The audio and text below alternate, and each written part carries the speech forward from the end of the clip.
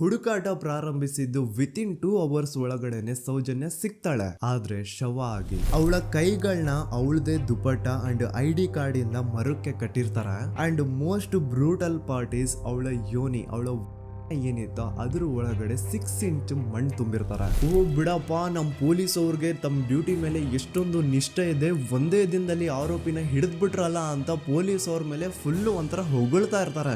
ಆದ್ರೆ ಪಾಪ ಜನರಿಗೆ ಎಲ್ಲಿ ಗೊತ್ತಿತ್ತು ಈ ಕೇಸ್ ನ ರಿಯಲ್ ಆರೋಪಿ ಬೇರೆ ಯಾರೋ ಇದಾರೆ, ಪೊಲೀಸ್ ಅವರೇ ಈ ಕೇಸ್ ನ ಮಿಸ್ಲೀಡ್ ಮಾಡೋದಕ್ಕೆ ಸುಮ್ನೆ ಸಂತೋಷ್ನ ಅರೆಸ್ಟ್ ಮಾಡಿದ್ದಾರೆ ಅಂತ. ಪೊಲೀಸ್ ಅವರು ಈ ಕೇಸ್ ಅಲ್ಲಿ ಕರಪ್ಟ್ ಆಗಿದ್ದಾರೆ, ಪೊಲೀಸ್ ಅವರೇ ಸತ್ಯ ಮುಚ್ಚಿಡ್ಲಿಕ್ಕೆ ಟ್ರೈ ಮಾಡ್ತಿದ್ದಾರೆ. ಹಾಗಾಗಿ ಈ ಕೇಸ್ ನ ಇನ್ಮುಂದೆ ಪೊಲೀಸ್ ಅವರಲ್ಲದೆ CBI ಅವರು ಇನ್ವೆಸ್ಟಿಗೇಷನ್ ಮಾಡಬೇಕು, ಈ ಕೇಸ್ ನ CBI ಒಪ್ಸಿ ಅಂತ ಅಗೇನ್ ಪ್ರೊಟೆಸ್ಟ್ ಗಳು ಸ್ಟಾರ್ಟ್ ಆಗ್ತವೆ. ಸೌಜನ್ಯ ಕೇಸ್ ಒಂದೇ ಅಲ್ಲ, ನಾರಾಯಣ ಹಾಗೂ ಯಮುನಾ ಕೇಸಲ್ಲೂ, ವೇದವಲ್ಲಿ ಕೇಸಲ್ಲೂ, ಆ ಬ್ಯಾಂಕ್ ಮ್ಯಾನೇಜರ್ ನ ಕೇಸಲ್ಲೂ ಹಾಗೂ ಪದ್ಮಲತಾ ಕೇಸಲ್ಲೂ ಸೀದಾ ಡೈರೆಕ್ಟ್ ಡೌಟ್ ಬರೋದೆ ಊರಿನ ಗೌಡ್ರ ಮೇಲೆ. ಸೌಜನ್ಯ ಕೇಸ್ ಬಿಟ್ಟು ಆ ಇನ್ನೊಂದು ಕೇಸ್ ಯಾವುದು, ಅದಕ್ಕೂ ಸಂತೋಷ್ಗೂ ಏನ್ ಸಂಬಂಧ, ಅದ್ರಲ್ಲಿ ಯಾಕೆ ಸಂತೋಷ್ನ ಪೊಲೀಸ್ ಅವರು ಫಿಟ್ ಮಾಡಿದ್ರು ಅಂತ ಪ್ರತಿಯೊಂದು ಹೇಳ್ತೀನಿ.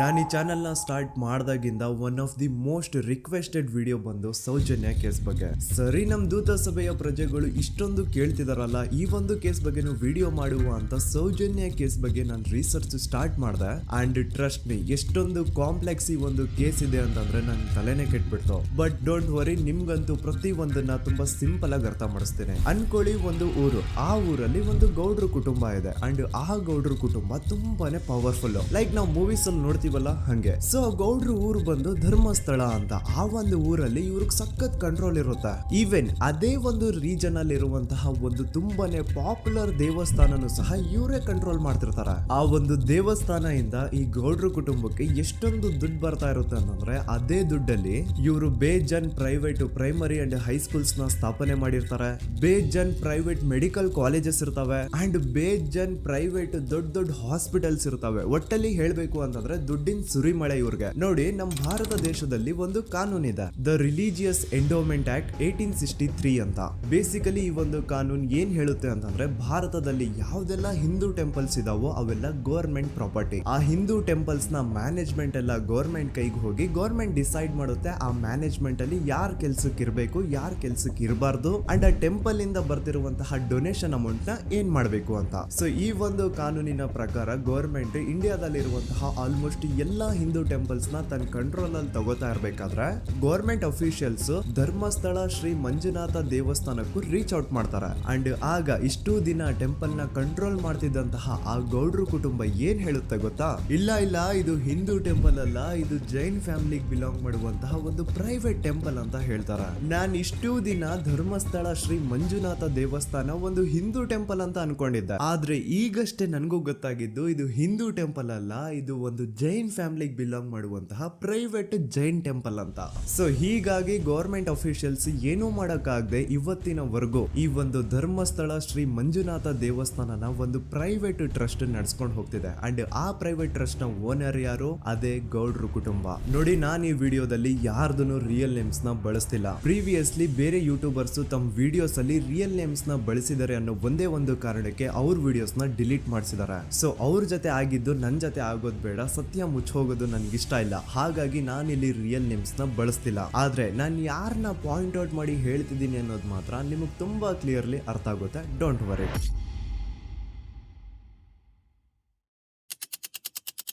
ದಿನಾಂಕ 9/10/2012. A very normal day for everyone except Soujanya.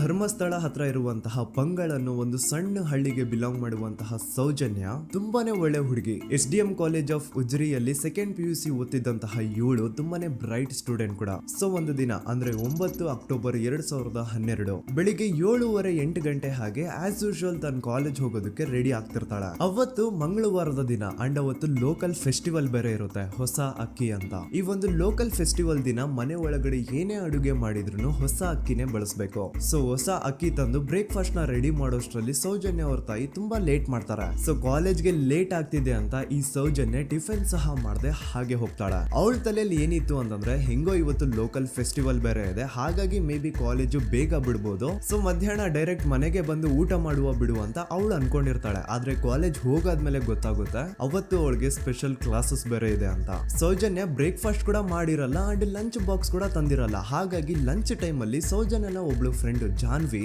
ತಾನ್ ತಂದಿರುವಂತಹ ಲಂಚ್ ಬಾಕ್ಸ್ ಅಲ್ಲಿ ಒಂದಿಷ್ಟು ಲಂಚ್ ನ ಆಫರ್ ಮಾಡ್ತಾಳ. ಆದ್ರೆ ಸೌಜನ್ಯ ಪರವಾಗಿಲ್ಲ ನೀನ್ ತಿನ್ನು, ನಾನ್ ಮನೆಗೆ ಹೋಗ್ಬಿಟ್ಟು ಊಟ ಮಾಡ್ಕೊಂತೀನಿ ಅಂತ ಹೇಳ್ತಾಳ. ಸುಮಾರು ಮಧ್ಯಾಹ್ನದ 3:45ಕ್ಕೆ ಕಾಲೇಜ್ ಬಿಡುತ್ತೆ. ಸೌಜನ್ಯ ಕಾಲೇಜ್ ಇಂದ ಬಸ್ ಅಲ್ಲಿ ಬಂದು ನೇತ್ರಾವತಿ ಬಸ್ ಸ್ಟಾಪ್ ಹತ್ರ ಇಳ್ಕೋತಾಳ. ಅವಳ ಜೊತೆ ಅವಳ ಕ್ಲಾಸ್ ಮೇಟ್ಸ್ ಅಂಡ್ ಫ್ರೆಂಡ್ಸ್ ಎಲ್ಲ ಇರ್ತಾರೆ. ಸೊ ಅವ್ರಿಗೆಲ್ಲ ಬಾಯ್ ಹೇಳ್ಬಿಟ್ಟು ಸೌಜನ್ಯ ತನ್ನ ಮನೆ ಕಡೆಗೆ ಹೊರಡ್ತಾಳ.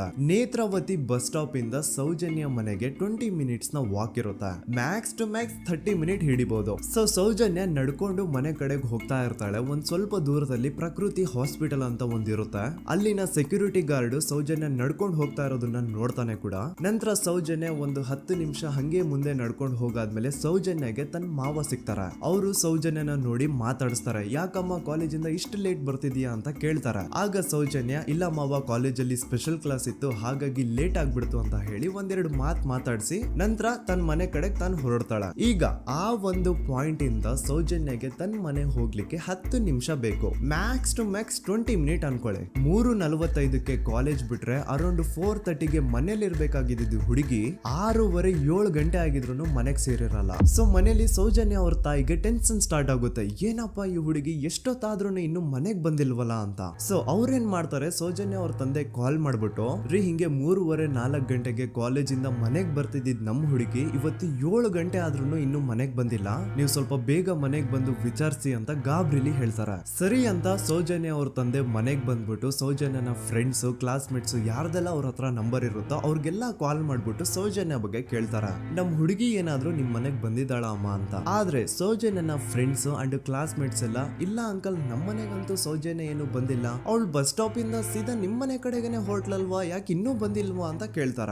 ಆಗ ಸೌಜನ್ಯ ಅವ್ರ ತಂದೆ ಇಲ್ಲಮ್ಮ ಬಂದಿಲ್ಲ ಹಾಗಾಗಿನೇ ಕಾಲ್ ಮಾಡಿರೋದು ಅಂತ ಹೇಳಿ ಕಾಲ್ ಕಟ್ ಮಾಡ್ತಾರ. ದೆನ್ ಸೌಜನ್ಯ ಅವ್ರ ತಂದೆ ಸೌಜನ್ಯ ಅವ್ರ ಮಾವ ಕಾಲ್ ಮಾಡ್ತಾರ. ಅಳಿಯ ಎಲ್ಲಿದ್ಯಾ, ನನ್ ಮಗಳು ಇನ್ನು ಮನೆಗ್ ಬಂದಿಲ್ಲ, ನೀನೇನಾದ್ರೂ ಅವಳನ್ನ ನೋಡ್ದ ಅಂತ ಕೇಳ್ತಾರ. ಆ ಕಡೆಯಿಂದ ಅವರು ಸೌಜನ್ಯನ ಮಾವ ಹೇಳ್ತಾರೆ, ಹ್ಞೂ ನಾನ್ ನೋಡ್ದೆ, 4:15 ಹಾಗೆ ಆ ಹುಡುಗಿ ಕಾಲೇಜಿಂದ ಬರ್ಬೇಕಾದ್ರೆ ನನಗ್ ಕಾಣಿಸಿದ್ಲು, ನಾನ್ ಸ್ವಲ್ಪ ಮಾತಾಡ್ದೆ ಅವಳ ಹತ್ರ, ಅದಾದ್ಮೇಲೆ ಅವಳು ಮನೆ ಕಡೆ ಹೋದ್ಲಲ್ಲ, ಯಾಕೆ ಇನ್ನೂ ಬಂದಿಲ್ವಾ ಅಂತ ಅವರೇ ಉಲ್ಟಾ ಕ್ವಶನ್ ಕೇಳ್ತಾರ. ಈ ಕಡೆ ಸೌಜನ್ಯ ಅವ್ರ ತಂದೆ ಇಲ್ಲ 7 ಗಂಟೆ ಆದ್ರೂ ಮಗು ಇನ್ನು ಮನೆಗ್ ಬಂದಿಲ್ಲ, ನಮ್ಗೆ ಯಾಕೋ ತುಂಬಾ ಗಾಬರಿ ಆಗ್ತಿದೆ, ನೀನೊಂದ್ ಕೆಲ್ಸ ಮಾಡು, ನಮ್ಮವ್ರನ್ನೆಲ್ಲ ಸೇರ್ಸು, ಎಲ್ರೂ ಸೇರಿ ಹುಡುಕುವ ಅವಳನ್ನ ಅಂತ ಸುಮಾರು ರಾತ್ರಿ 7 ಗಂಟೆಯಿಂದ ಹಿಡಿದು 11 ಗಂಟೆವರೆಗೂ ಸೌಜನ್ಯನ ಮನೆಯವರು ಅಂಡ್ ಊರಿನ ಜನ 200-300 ಜನ ಸೇರ್ಕೊಂಡು ಸೌಜನ್ಯನ ಹುಡುಕ್ತಾರೆ. ಆದ್ರೆ ಸೌಜನ್ಯನ ಒಂದು ಸುಳಿವು ಸಿಗಲ್ಲ. ಸೊ ಕೊನೆಗೆ ಸಹಾಯ ಕೇಳ್ತಾ ರಾತ್ರಿ 11 ಗಂಟೆ ಹಾಗೆ ಸೌಜನ್ಯನ ತಂದೆ ತಾಯಿ ಅಂಡ್ ಊರಿನ ಜನ ಎಲ್ಲ ಬೆಳ್ತಂಗಡಿ ಪೊಲೀಸ್ ಸ್ಟೇಷನ್ ಹತ್ರ ಹೋಗ್ತಾರ. ಅಲ್ಲಿ ಪೊಲೀಸ್ ಅವ್ರ ಹತ್ರ ಕಾಲೇಜ್ ಹೋಗಿದ್ ನಮ್ ಹುಡುಗಿ ಇಷ್ಟೊತ್ತಾದ್ರೂ ಇನ್ನು ಮನೆಗ್ ಬಂದಿಲ್ಲ,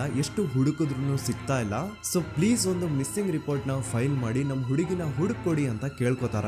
ಆದ್ರೆ ಪೊಲೀಸ್ ಅವರು ಒಪ್ಪಲ್ಲ. ಇಲ್ಲ ಯಾವುದೇ ಪರ್ಸನ್ ಮಿಸ್ಸಿಂಗ್ ಆದ್ರೆ ಆಫ್ಟರ್ 24 ಅವರ್ಸ್ ಆದ್ಮೇಲೆನೆ ರಿಪೋರ್ಟ್ ಫೈಲ್ ಮಾಡಕ್ಕಾಗೋದು. ಸೊ ನೀವ್ ಒಂದ್ ಕೆಲ್ಸ ಮಾಡಿ, ಈಗ ಮನೆಗ್ ಹೋಗಿ ನಾಳೆ ಬೆಳಿಗ್ಗೆವರೆಗೂ ನೋಡಿ, ನಾಳೆ ಬೆಳಿಗ್ಗೆವರೆಗೂ ನಿಮ್ ಮಗಳು ನಿಮ್ ಮನೆಗ್ ಬಂದಿಲ್ಲ ಅಂತಂದ್ರೆ ಆಗ ಬಂದ್ಬಿಟ್ಟು ಮಿಸ್ಸಿಂಗ್ ರಿಪೋರ್ಟ್ ನ ಫೈಲ್ ಮಾಡಿಸಿ ಅಂತ ಹೇಳಿ ಕಳಿಸ್ತಾರ. ಆಗ ಆಲ್ಮೋಸ್ಟ್ ಮಿಡ್ ನೈಟ್ ಆಗಿರೋದ್ರಿಂದ ಅಂಡ್ ಮಳೆ ಬೇರೆ ತುಂಬಾ ಜೋರಾಗಿ ಬರ್ತಾ ಇರುತ್ತೆ. ಸೊ ಈ ಸಿಚುವೇಶನ್ ಅಲ್ಲಿ ಸೌಜನ್ಯನ ಹುಡುಕ್ಲಿಕ್ಕೆ ಆಗಲ್ಲ. ನಾಳೆ ಬೆಳಿಗ್ಗೆ ಸೇರ್ಕೊಂಡು ಅಗೇನ್ ಎಲ್ರು ಸೌಜನ್ಯನ ಹುಡುಕುವ ಅಂತ ಸೌಜನ್ಯನ ಮನೆಯವರು ಅಂಡ್ ಊರಿನ ಜನ ಎಲ್ರು ತಮ್ಮ ಮನೆಗೆ ಹೋಗ್ಬಿಡ್ತಾರ.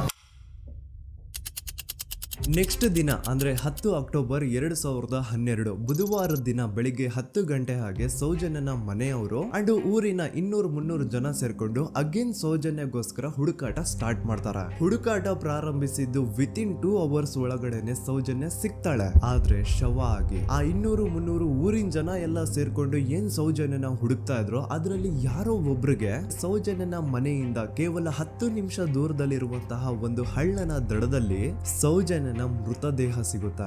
ಈಗ ಸತ್ತಿರುವಂತಹ ಸೌಜನ್ಯನ ಡೆಡ್ ಬಾಡಿ ಯಾವ ಒಂದು ಕಂಡೀಷನ್ ಅಲ್ಲಿ ಇತ್ತು ಅಂತ ಹೇಳ್ತೀನಿ, ಸ್ವಲ್ಪ ಗಮನ ಇಟ್ಟು ಕೇಳಿಸ್ಕೊಳ್ಳಿ. ಅವಳ ಕೈಗಳನ್ನ ಅವಳದೇ ದುಪಟ್ಟ ಅಂಡ್ ID ಕಾರ್ಡ್ ಇಂದ ಮರಕ್ಕೆ ಕಟ್ಟಿರ್ತಾರ.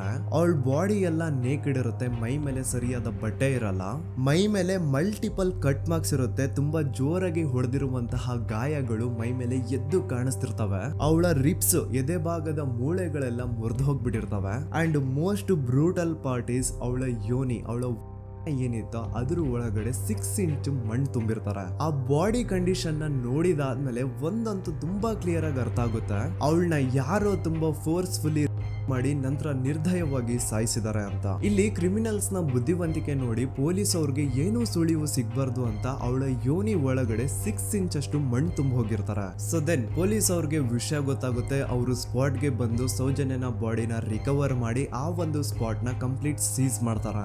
ಒಬ್ಳು ಸಾಮಾನ್ಯ ಮಿಡಲ್ ಕ್ಲಾಸ್ ಹುಡುಗಿ, ಒಬ್ಳು ವೆರಿ ಬ್ರೈಟ್ ಸ್ಟೂಡೆಂಟ್ ನ ಈ ಮಟ್ಟಿಗೆ ಇಷ್ಟು ನಿರ್ದಯವಾಗಿ ಸಾಯಿಸಿರೋದು ಯಾರು? ಇನ್ ಕೇಸ್ ಏನಾದ್ರೂ ಈ ಕ್ರೈಮ್ ಮಾಡಿದವನು ಸಿಕ್ಕಿ ಬಿದ್ರೆ ಅವನ್ನ ಸುಮ್ನೆ ಬಿಡಬಾರ್ದು ಅಂತ ಜನ ಆಕ್ರೋಶ ವ್ಯಕ್ತಪಡಿಸ್ತಾರೆ. ಅಂಡ್ ಗೆಸ್ ವಾಟ್, ನಮ್ ಪೊಲೀಸ್ ಅವರು ಇಷ್ಟೊಂದು ಫಾಸ್ಟ್ ಆಗಿ ಇನ್ವೆಸ್ಟಿಗೇಷನ್ ಕಂಪ್ಲೀಟ್ ಮಾಡ್ತಾರೆ ಅಂತ ನಾನಂತೂ ಎಕ್ಸ್ಪೆಕ್ಟ್ ಮಾಡಿರ್ಲಿಲ್ಲ. ಅಂಡ್ ಈವನ್ ಈ ಒಂದು ವಿಷಯದಿಂದ ಊರಿನ ಜನನು ಶಾಕ್ ಆಗ್ತಾರೆ. ಸೌಜನ್ಯ ಬಾಡಿ ಸಿಕ್ಕಿದ್ದ ನೆಕ್ಸ್ಟ್ ದಿನ ಅಂದ್ರೆ 11 ಅಕ್ಟೋಬರ್ 2012 ಸಂಜೆ 5 ಗಂಟೆ ಹಾಗೆ ಯಾರು ಸೌಜನ್ಯನ ಪಂಡು ಮರ್ಡರ್ ಮಾಡಿದ್ನೋ ಆ ಕ್ರಿಮಿನಲ್ ಕೂಡ ಸಿಕ್ಕಿ ಬೀಳ್ತಾನೆ. ಈಗ ನೀವು ಥಿಂಕ್ ಮಾಡ್ಬೋದು, ಸೌಜನ್ಯನ ಯಾರು ಮರ್ಡರ್ ಮಾಡಿದ್ರು ಅಂಡ್ ಯಾರ ಕ್ರೈಮ್ ನ ಮಾಡಿದ್ರು ಅವನು ನೆಕ್ಸ್ಟ್ ದಿನಾನೇ ಸಿಕ್ಕಿ ಬಿದ್ದ. ಹಾಗಿದ್ರೆ ಈ ಕೇಸ್ ಯಾವಾಗ್ಲೂ ಕ್ಲೋಸ್ ಆಗ್ಬಿಡ್ಬೇಕಿತ್ತು. ಆದ್ರೂ ಸ್ಟಿಲ್ ಇವತ್ತಿನ ದಿನವರೆಗೂ ಯಾಕೆ ಈ ಕೇಸು ಪದೇ ಪದೇ ನ್ಯೂಸ್ ಅಲ್ಲಿ ಬರುತ್ತೆ ಅಂದ್ರೆ, ನಮ್ ದೂತ ಸಭೆಯ ಪ್ರಜೆಗಳೇ ರೆಡಿ ಆಗಿ, ಆರೋಪಿ ಸಿಕ್ಕಾದ್ಮೇಲೆ ಈ ಕೇಸು ಕ್ಲೋಸ್ ಆಗಿಲ್ಲ. ಆಕ್ಚುಲಿ ಈ ಕೇಸು ಓಪನ್ ಆಗಿದ್ದೆ ಈಗ.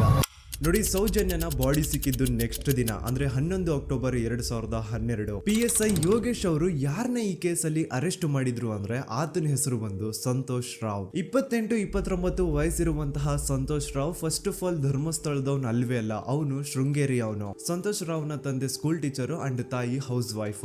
ಸಂತೋಷ್ ಮೊದ್ಲಿಂದನೂ ಒಂದ್ ಸ್ವಲ್ಪ ಮೆಂಟಲಿ ಇಲ್ಲಿರೋದ್ರಿಂದ ಅವನಿಗೆ ವಿದ್ಯೆ ಬರಹ ಅನ್ನೋದು ತಲೆಗೆ ಹೋಗಿರಲ್ಲ. ಹಾಗಾಗಿ ಅವನು ಶೃಂಗೇರಿಯಲ್ಲಿ ಒಂದು ಹೋಟೆಲ್ ಅಲ್ಲಿ ಕೆಲಸ ಮಾಡ್ತಿರ್ತಾನೆ. ಮೆಂಟಲಿ ಅನ್ಸ್ಟೇಬಲ್ ಇದ್ರೂ ಸಹ ಈತನಿಗೆ ದೇವ್ರ ಮೇಲೆ ಬಹಳ ನಂಬಿಕೆ ಇರುತ್ತೆ. ಹಾಗಾಗಿ ತಿಂಗಳಿಗೆ ಒಮ್ಮೆ ಆದ್ರೂ, ಅಟ್ಲೀಸ್ಟ್ 2 ತಿಂಗಳಿಗೆ ಒಮ್ಮೆ ಆದ್ರೂ ಈತ ಯಾವ್ದಾದ್ರು ಒಂದು ಪುಣ್ಯಕ್ಷೇತ್ರಕ್ಕೆ ವಿಸಿಟ್ ಮಾಡಿ ಬರ್ತಿರ್ತಾನೆ. ಹಾಗೇನೆ ಈ ಸತಿನೂ ಸಹ ಈತ ಧರ್ಮಸ್ಥಳಕ್ಕೆ ಬಂದಿರ್ತಾನೆ. ಇವನು ಧರ್ಮಸ್ಥಳಕ್ಕೆ ಬಂದಿದ್ದು ದಿನಾಂಕ 9 ಅಕ್ಟೋಬರ್ 2012. ಈ ದಿನಾಂಕನ ಸ್ವಲ್ಪ ನೋಟ್ ಮಾಡಿ ಇಟ್ಕೊಳ್ಳಿ, ಯಾಕಂತಂದ್ರೆ ಮುಂದೆ ಈ ಕೇಸಲ್ಲಿ ಇದೇ ಮೇಜರ್ ಟರ್ನಿಂಗ್ ಪಾಯಿಂಟ್. ಸೊ ಸೌಜನ್ಯನ ಡೆತ್ ಆಗಿಂತ ಒಂದು ದಿನ ಹಿಂದೆ ಧರ್ಮಸ್ಥಳಕ್ಕೆ ಬಂದಿರುವಂತಹ ಸಂತೋಷ್ ರಾವ್ಗೆ ಎಲ್ಲೂ ಉಳ್ಕೊಳ್ಳಿಕ್ಕೆ ಹೋಟೆಲ್ ಅಲ್ಲಿ ಅಥವಾ ಲಾಡ್ಜ್ ಅಲ್ಲಿ ರೂಮ್ ಸಿಗಲ್ಲ. ರೀಸನ್ ಇಷ್ಟೇ, ಸಂತೋಷ್ ರಾವ್ ನೋಡ್ಲಿಕ್ಕೆ ಸ್ವಲ್ಪ ಮೆಂಟಲಿ ಅನ್ಸ್ಟೇಬಲ್ ಪರ್ಸನ್ ತರ ಇರ್ತಾನೆ. ಅವನ ಅವತಾರ, ಅವನ ವೇಷಭೂಷಣ ಅಷ್ಟು ಸರಿ ಇರಲ್ಲ. ಹಾಗಾಗಿ ಇವನ್ಗೆ ಯಾವುದೇ ಒಂದು ಹೋಟೆಲ್ ಅಲ್ಲಿ ಅಥವಾ ಲಾಡ್ಜ್ ಅಲ್ಲಿ ಎಲ್ಲಿನೂ ರೂಮ್ ಸಿಗಲ್ಲ. ಸೊ ಉಳ್ಕೊಳ್ಳೋಕೆ ಜಾಗ ಸಿಗದೆ ಇವನೇನ್ ಮಾಡ್ತಾನೆ, ಅಲ್ಲೇ ಹತ್ರದಲ್ಲಿರುವಂತಹ ಬಾಹುಬಲಿ ಬೆಟ್ಟಕ್ಕೆ ಹೋಗಿ ಅಲ್ಲಿರುವಂತಹ ಬಾಹುಬಲಿ ಸ್ಟ್ಯಾಚು ಹತ್ರನೇ ಆಶ್ರಯ ತಗೊಳ್ತಾನೆ. ಅಂಡ್ 1-2 ದಿನ ಅವನು ಅಲ್ಲೇ ಉಳ್ಕೋತಾನೆ ಕೂಡ. ಡೇ ಟೈಮ್ ಅಲ್ಲಿ ಧರ್ಮಸ್ಥಳಕ್ಕೆ ಬಂದು ಧರ್ಮಸ್ಥಳ ಶ್ರೀ ಮಂಜುನಾಥ ದೇವಸ್ಥಾನದಲ್ಲಿ ಇದ್ದು ಅಲ್ಲೇ ಪ್ರಸಾದ ಊಟ ಎಲ್ಲ ಮಾಡಿ ನಂತರ ನೈಟ್ ಆಗ್ತಿದ್ದಂಗೆ ಬಾಹುಬಲಿ ಬೆಟ್ಟಕ್ಕೆ ಹೋಗಿ ಆ ಸ್ಟ್ಯಾಚು ಹತ್ರನೇ ಮಲ್ಕೊಳ್ತಿರ್ತಾನೆ. ಸೊ ಒಂದು ದಿನ ಅಂದ್ರೆ 11 ಅಕ್ಟೋಬರ್ 2012 ಸಂಜೆ 5 ಗಂಟೆ ಹಾಗೆ ಈ ಸಂತೋಷ್ ರಾವ್ ತನ್ನ ಪಾಡಿಗೆ ತಾನು ಆ ಬೆಟ್ಟದ ಮೇಲೆ ಕೂತ್ಕೊಂಡು ಸೀನರೀಸ್ ನ ಎಂಜಾಯ್ ಮಾಡ್ತಾ ಇರಬೇಕಾದ್ರೆ ಯಾರೋ ಅದೇ ಊರಿನ 5 ಜನ ಕಿಡಿಗೇಡಿಗಳು ಬಂದು ಇವನ್ ಹತ್ರ ಜಗಳ ತೆಗಿತಾರ. ಈ 5 ಜನ ಯಾರು ಅಂತ ನಂತರ ಹೇಳ್ತೇನೆ. ಸೊ ಈ 5 ಜನ ಕಿಡಿಗೇಡಿಗಳು ಸಂತೋಷ್ ರಾವ್ ಹತ್ರ ಜಗಳ ತೆಗೆದು ಅವನ್ನ ಅವಾಚ್ಯ ಶಬ್ದಗಳಿಂದ ಬೈದು ಅವನ್ನ ಹೊಡೆದು, ಅಷ್ಟೇ ಸಾಲದೆ ಆ 5 ಜನ ಸಂತೋಷ್ ರಾವ್ನ ಪೊಲೀಸ್ ಸ್ಟೇಷನ್ಗೆ ಎಳ್ಕೊಂಡ್ ಬಂದು ಇವನು ನಾವು ಬಾಹುಬಲಿ ಬೆಟ್ಟಕ್ಕೆ ಅಂತ ಹೋಗಿದ್ರೆ ಅಲ್ಲಿ ನಮ್ಮ ಮೇಲೆ ಅಟ್ಯಾಕ್ ಮಾಡ್ದ, ಇವ್ನು ನೋಡ್ಲಿಕ್ಕೂ ಸಹ ಒಳ್ಳೆ ಸೈಕೋ ಕಿಲ್ಲರ್ ಇದ್ದಂಗಿದಾನೆ, ನಮ್ಗೆ ಯಾಕೋ ನಿನ್ನೆ ನಮ್ಮ ಊರಲ್ಲಿ ನಡೆದಿರುವಂತಹ ಘಟನೆ ಆ ಸೌಜನ್ಯನ ಪಂಡು ಮರ್ಡರ್ ಇವನೇ ಮಾಡಿದಾನೆ ಅಂತ ಡೌಟ್ ಬರ್ತಿದೆ ಅಂತ ಆ 5 ಜನ ಕಿಡಿಗೇಡಿಗಳು ಸಂತೋಷ್ ರಾವ್ನ ಪೊಲೀಸ್ ಅವ್ರ ಹತ್ರ ಹಾಕೊಡ್ತಾರ. ಅಂಡ್ ಪೊಲೀಸ್ ಅವ್ರು ಕೂಡ ಎಂತವ್ರು ನೋಡಿ, ಯಾರೋ 5 ಜನ ಕಿಡಿಗೇಡಿಗಳು ಬಂದು ಇವನೇ ಕೊಲೆ ಮಾಡಿದಾನೆ ಅಂತ ಹೇಳಿದ ತಕ್ಷಣ ಹಿಂದೆ ಮುಂದೆ ಕ್ರಾಸ್ ಚೆಕ್ ಮಾಡದೆ ಸಂತೋಷ್ ರಾವ್ನ ಅರೆಸ್ಟ್ ಮಾಡಿ ಸೌಜನ್ಯ ಕೇಸ್ನ ಆರೋಪಿ ಸಿಕ್ಕಿದಾನೆ ಅಂತ ಎಲ್ಲಾ ಕಡೆ ಘೋಷಣೆ ಮಾಡ್ಬಿಡ್ತಾರ. ಜನರಿಗೆ ಈ ಕಡೆ ಒಂಥರ ನೆಮ್ಮದಿ, ಓ ಬಿಡಪ್ಪ ನಮ್ ಪೊಲೀಸ್ ಅವ್ರಿಗೆ ತಮ್ಮ ಡ್ಯೂಟಿ ಮೇಲೆ ಎಷ್ಟೊಂದು ನಿಷ್ಠೆ ಇದೆ, ಒಂದೇ ದಿನದಲ್ಲಿ ಆರೋಪಿನ ಹಿಡಿದ್ಬಿಟ್ರಲ್ಲ ಅಂತ ಪೊಲೀಸ್ ಅವ್ರ ಮೇಲೆ ಫುಲ್ ಒಂಥರ ಹೊಗಳ್ತಾ ಇರ್ತಾರೆ. ಆದ್ರೆ ಪಾಪ ಜನರಿಗೆ ಎಲ್ಲಿ ಗೊತ್ತಿತ್ತು ಈ ಕೇಸ್ ನ ರಿಯಲ್ ಆರೋಪಿ ಬೇರೆ ಯಾರೋ ಇದಾರೆ, ಪೊಲೀಸ್ ಅವರೇ ಈ ಕೇಸ್ ನ ಮಿಸ್ಲೀಡ್ ಮಾಡೋದಕ್ಕೆ ಸುಮ್ನೆ ಸಂತೋಷ್ನ ಅರೆಸ್ಟ್ ಮಾಡಿದ್ದಾರೆ ಅಂತ. ಸೊ ಸಂತೋಷ್ ರಾವ್ ಒಂದು ಹುಡುಗಿಯ ರೇಪ್ ಅಂಡ್ ಮರ್ಡರ್ ಕೇಸ್ ಅಲ್ಲಿ ಅರೆಸ್ಟ್ ಆಗಿದ್ದಾನೆ ಅನ್ನೋ ವಿಷಯ ಸಂತೋಷ್ನ ತಾಯಿಗೆ ಗೊತ್ತಾದಾಗ ಅವ್ರ ಪಾಪ ನೋವಲ್ಲಿ ಕುರ್ಗಿ ಸಾಯ್ತಾರ. ಅಂಡ್ ಇನ್ನು ಅವ್ರ ತಂದೆ ಒಂದು ಕಡೆ ಪಾಪ ಹೆಂಡತಿನ ಕಳ್ಕೊಂಡಿರುವಂತಹ ನೋವು, ಇನ್ನೊಂದು ಕಡೆ ಮಗ ನೋಡಿದ್ರೆ ಯಾವ್ದೋ ಫಾಲ್ಸ್ ಕೇಸ್ ಅಲ್ಲಿ ಅರೆಸ್ಟ್ ಆಗಿದ್ದಾನೆ. ಈ ಕಡೆ ಕೇಸ್ ನ ಇನ್ವೆಸ್ಟಿಗೇಷನ್ ನಡೀತಾ ಇದೆ. ಅಂಡ್ ಇಲ್ಲಿ ನಾನು PSI ಯೋಗೇಶ್ ಅವ್ರ ಬಗ್ಗೆ ಅಂತೂ ಮೆನ್ಷನ್ ಮಾಡ್ಲೇಬೇಕು. ಈ ಪೊಲೀಸ್ ಆಫೀಸರು ಗೊತ್ತಿದ್ದು ಈ ತಪ್ಪನ ಮಾಡಿದ್ರು ಅಥವಾ ಗೊತ್ತಿಲ್ದೇನೆ ಈ ತಪ್ಪನ ಮಾಡಿದ್ರು ನನ್ಗಂತೂ ಗೊತ್ತಿಲ್ಲ. ಸೊ ಇವ್ರು ಏನ್ ಮಾಡ್ತಾರೆ ಅಂತಂದ್ರೆ, ಸೌಜನ್ಯನ ಬಾಡಿನ ಪೋಸ್ಟ್ ಮಾರ್ಟಮ್ಗೆ ಕಳಿಸಿದಾಗ ಡಾಕ್ಟರ್ಸ್ ಹಂಗೋ ಹಿಂಗೋ ಮಾಡಿ ಇಂದ ಕೆಲವೊಂದು ಸ್ಪರ್ಮ್ ನ ಸ್ಯಾಂಪಲ್ಸ್ ಕಲೆಕ್ಟ್ ಮಾಡ್ತಾರೆ. ಅದನ್ನ ಅವರು PSI ಯೋಗೇಶ್ಗೆ ಕೊಟ್ಟು ಇದನ್ನ ವಿತಿನ್ 72 ಅವರ್ಸ್ ಒಳಗಡೆ ಇನ್ನೊಂದು ಲ್ಯಾಬ್ ಗೆ ಸಬ್ಮಿಟ್ ಮಾಡಿ ಅಂತ ತುಂಬಾ ಕ್ಲಿಯರ್ ಆಗಿ ಹೇಳ್ತಾರೆ. ಆದ್ರೆ PSI ಯೋಗೇಶ್ ಆ ಸ್ಪರ್ಮ್ ಸ್ಯಾಂಪಲ್ಸ್ ನ ವಿತಿನ್ 72 ಅವರ್ಸ್ ಒಳಗಡೆ ಲ್ಯಾಬ್ ಕಳ್ಸೋದಿರ್ಲಿ, ಅದನ್ನ 12 ದಿನ ಆದ್ಮೇಲೆ ಲ್ಯಾಬ್ ಕಳಿಸ್ತಾರೆ. ಅಷ್ಟೊತ್ತಿಗೆ ಆಲ್ರೆಡಿ ಆ ಸ್ಪರ್ಮ್ ಸ್ಯಾಂಪಲ್ಸ್ ಗೆಲ್ಲ ಫಂಗಸ್ ಹಿಡಿದು ಅದು ಅನ್ಫಿಟ್ ಫಾರ್ ಟೆಸ್ಟಿಂಗ್ ಅಂತ ಬರುತ್ತೆ. ಈಗ ನೀವೇ ಹೇಳಿ, ಎಂತ ಡಂಬೆಸ್ಟ್ ಪರ್ಸನ್ ಪೊಲೀಸ್ ಆಫೀಸರ್ ಆಗಿದ್ರು ಅವನ ಹತ್ರ ಒಂದು ಮರ್ಡರ್ ಕೇಸ್ ಬಂದಾಗ ಅವನ ಹತ್ರ ಇರೋ ಮೇನ್ ಸಾಕ್ಷಿನೇ, ಮೇನ್ ಎವಿಡೆನ್ಸ್ ಆ ಹುಡುಗಿಯ ಇಂದ ಕಲೆಕ್ಟ್ ಆಗುವಂತಹ ಸ್ಪರ್ಮ್ ಸ್ಯಾಂಪಲ್ಸ್. ಸೊ ಅದನ್ನ ಮೊದಲು ಲ್ಯಾಬ್ ಕಳಿಸಿ ಅದನ್ನ ಐಡೆಂಟಿಫೈ ಮಾಡೋದು ಪೊಲೀಸ್ ಅವರ ಫಸ್ಟ್ ಡ್ಯೂಟಿ. ಆದ್ರೆ ಇಲ್ಲಿ PSI ಯೋಗೇಶ್ ಅವರು ಇದನ್ನೇ ಮರ್ತು ಹೋದ್ರು ಅಂತ ನೋಡಿ. ಯಾವುದೇ ಒಂದು ಕೇಸ್ ಅಲ್ಲಿ ಪೊಲೀಸ್ ಅವರು ಆದಷ್ಟು ಎವಿಡೆನ್ಸ್ ನ ಕಲೆಕ್ಟ್ ಮಾಡೋದಕ್ಕೆ ಟ್ರೈ ಮಾಡ್ತಾರೆ. ಆದ್ರೆ ಈ ಒಂದು ಕೇಸ್ ಅಲ್ಲಿ ಮಾತ್ರ ಪೊಲೀಸ್ ಅವರು ಎವಿಡೆನ್ಸ್ ನ ಕಲೆಕ್ಟ್ ಮಾಡೋ ಬದಲಾಗಿ ಎವಿಡೆನ್ಸ್ ನ ಡಿಸ್ಟ್ರಾಯ್ ಮಾಡೋದ್ರಲ್ಲಿ ಮುಂದೆ ಇದ್ರು. ಅಷ್ಟೇ ಅಲ್ಲದೆ ಈ ಪೊಲೀಸ್ ಆಫೀಸರ್ ಸೇರ್ಕೊಂಡು ಸಂತೋಷ್ ರಾವ್ಗೆ ಸೆಲ್ ಅಲ್ಲಿ ಎಂತ ಟಾರ್ಚರ್, ಎಂತ ಹಿಂಸೆ ಕೊಡ್ತಾರೆ ಅಂದ್ರೆ ನೆನ್ಸ್ಕೊಂಡ್ರೆ ಮೈ ಜುಮ್ ಅನ್ನುತ್ತ. ಹೊಡಿಯೋದು, ಕೆಟ್ಟದಾಗ ಬೈಯೋದು, ಇದೆಲ್ಲ common. Most brutal parties Santosh ರಾವ್ನ ಪ್ಯಾಂಟ್ ಬಿಚ್ಚಿ ಅವನ ಪ್ರೈವೇಟ್ ಪಾರ್ಟ್ ಮೇಲೆ ಬಿಸಿ ಬಿಸಿ ಕುದೀತಾ ಇರುವಂತಹ ನೀರ್ ಚಲ್ತಾರ. ಈ ಕ್ರೈಮ್ ನೀನೇ ಮಾಡಿದ್ಯಾ ಅಂತ ಒಪ್ಕೋ, ಇಲ್ಲ ಅಂತಂದ್ರೆ ನಿನ್ನ ಸೆಲ್ ಒಳಗಡೆನೆ ಸಾಯಿಸ್ಬಿಡ್ತೀವಿ, ನಿನ್ನ ತಂದೆ ತಾಯಿ ಎಲ್ರು ಸಾಯಿಸ್ಬಿಡ್ತೀವಿ ಅಂತ ಬ್ಲಾಕ್ ಮೇಲ್ ಮಾಡ್ತಾರ. ನೋಡಿ, ಸಂತೋಷ್ ರಾವ್ ಜಾಗದಲ್ಲಿ ನನ್ನಂತ ನಿಮ್ಮಂತ ನಾರ್ಮಲ್ ಪರ್ಸನ್ ಯಾರಾದ್ರೂ ಇದ್ದಿದ್ರೆ ಪೊಲೀಸ್ ಅವರು ಕೊಡ್ತಿರುವಂತಹ ಹಿಂಸೆನ ತಡ್ಕೊಳಕ್ಕಾಗದೆ ಆ ಕ್ರೈಮ್ ಮಾಡಿಲ್ಲ ಅಂದ್ರೂ ಮಾಡಿದೀನಿ ಅಂತ ಒಪ್ಕೊಬಿಡ್ತಾ ಇದ್ವಿ. ಆದ್ರೆ ಸಂತೋಷ್ ರಾವ್ ಮೆಂಟಲಿ ಇಲ್ಲಿರೋದೇ ಅವನ್ಗೆ ಅಡ್ವಾಂಟೇಜ್ ಆಗೋಯ್ತು. ಪೊಲೀಸ್ಗಳು ಸಂತೋಷ್ ರಾವ್ಗೆ ಎಷ್ಟೇ ಹೊಡೆದ್ರು, ಎಷ್ಟೇ ಬೈದ್ರು, ಎಷ್ಟೇ ಬ್ಲಾಕ್ ಮೇಲ್ ಮಾಡಿದ್ರು ಸಂತೋಷ್ ರಾವ್ ಬಾಯಲ್ಲಿ ನಾನ್ ಈ ಕ್ರೈಮ್ ನ ಮಾಡಿಲ್ಲ ಅಂತಾನೆ ಬರುತ್ತೆ ಹೊರತು ಆ ಕ್ರೈಮ್ ನ ಅವನು ಒಪ್ಕೊಳ್ಳೋದೇ ಇಲ್ಲ. ದೆನ್ ಕೋರ್ಟ್ ಟ್ರಯಲ್ಸ್ ಸ್ಟಾರ್ಟ್ ಆಗುತ್ತೆ. ಈ ಕ್ರೈಮ್ ನ ಸಂತೋಷೇ ಮಾಡಿದಾನೆ ಅಂತ ಸೌಜನ್ಯ ಕಡೆಯ ಲಾಯರ್ ವಾದ ಮಾಡ್ತಾನೆ.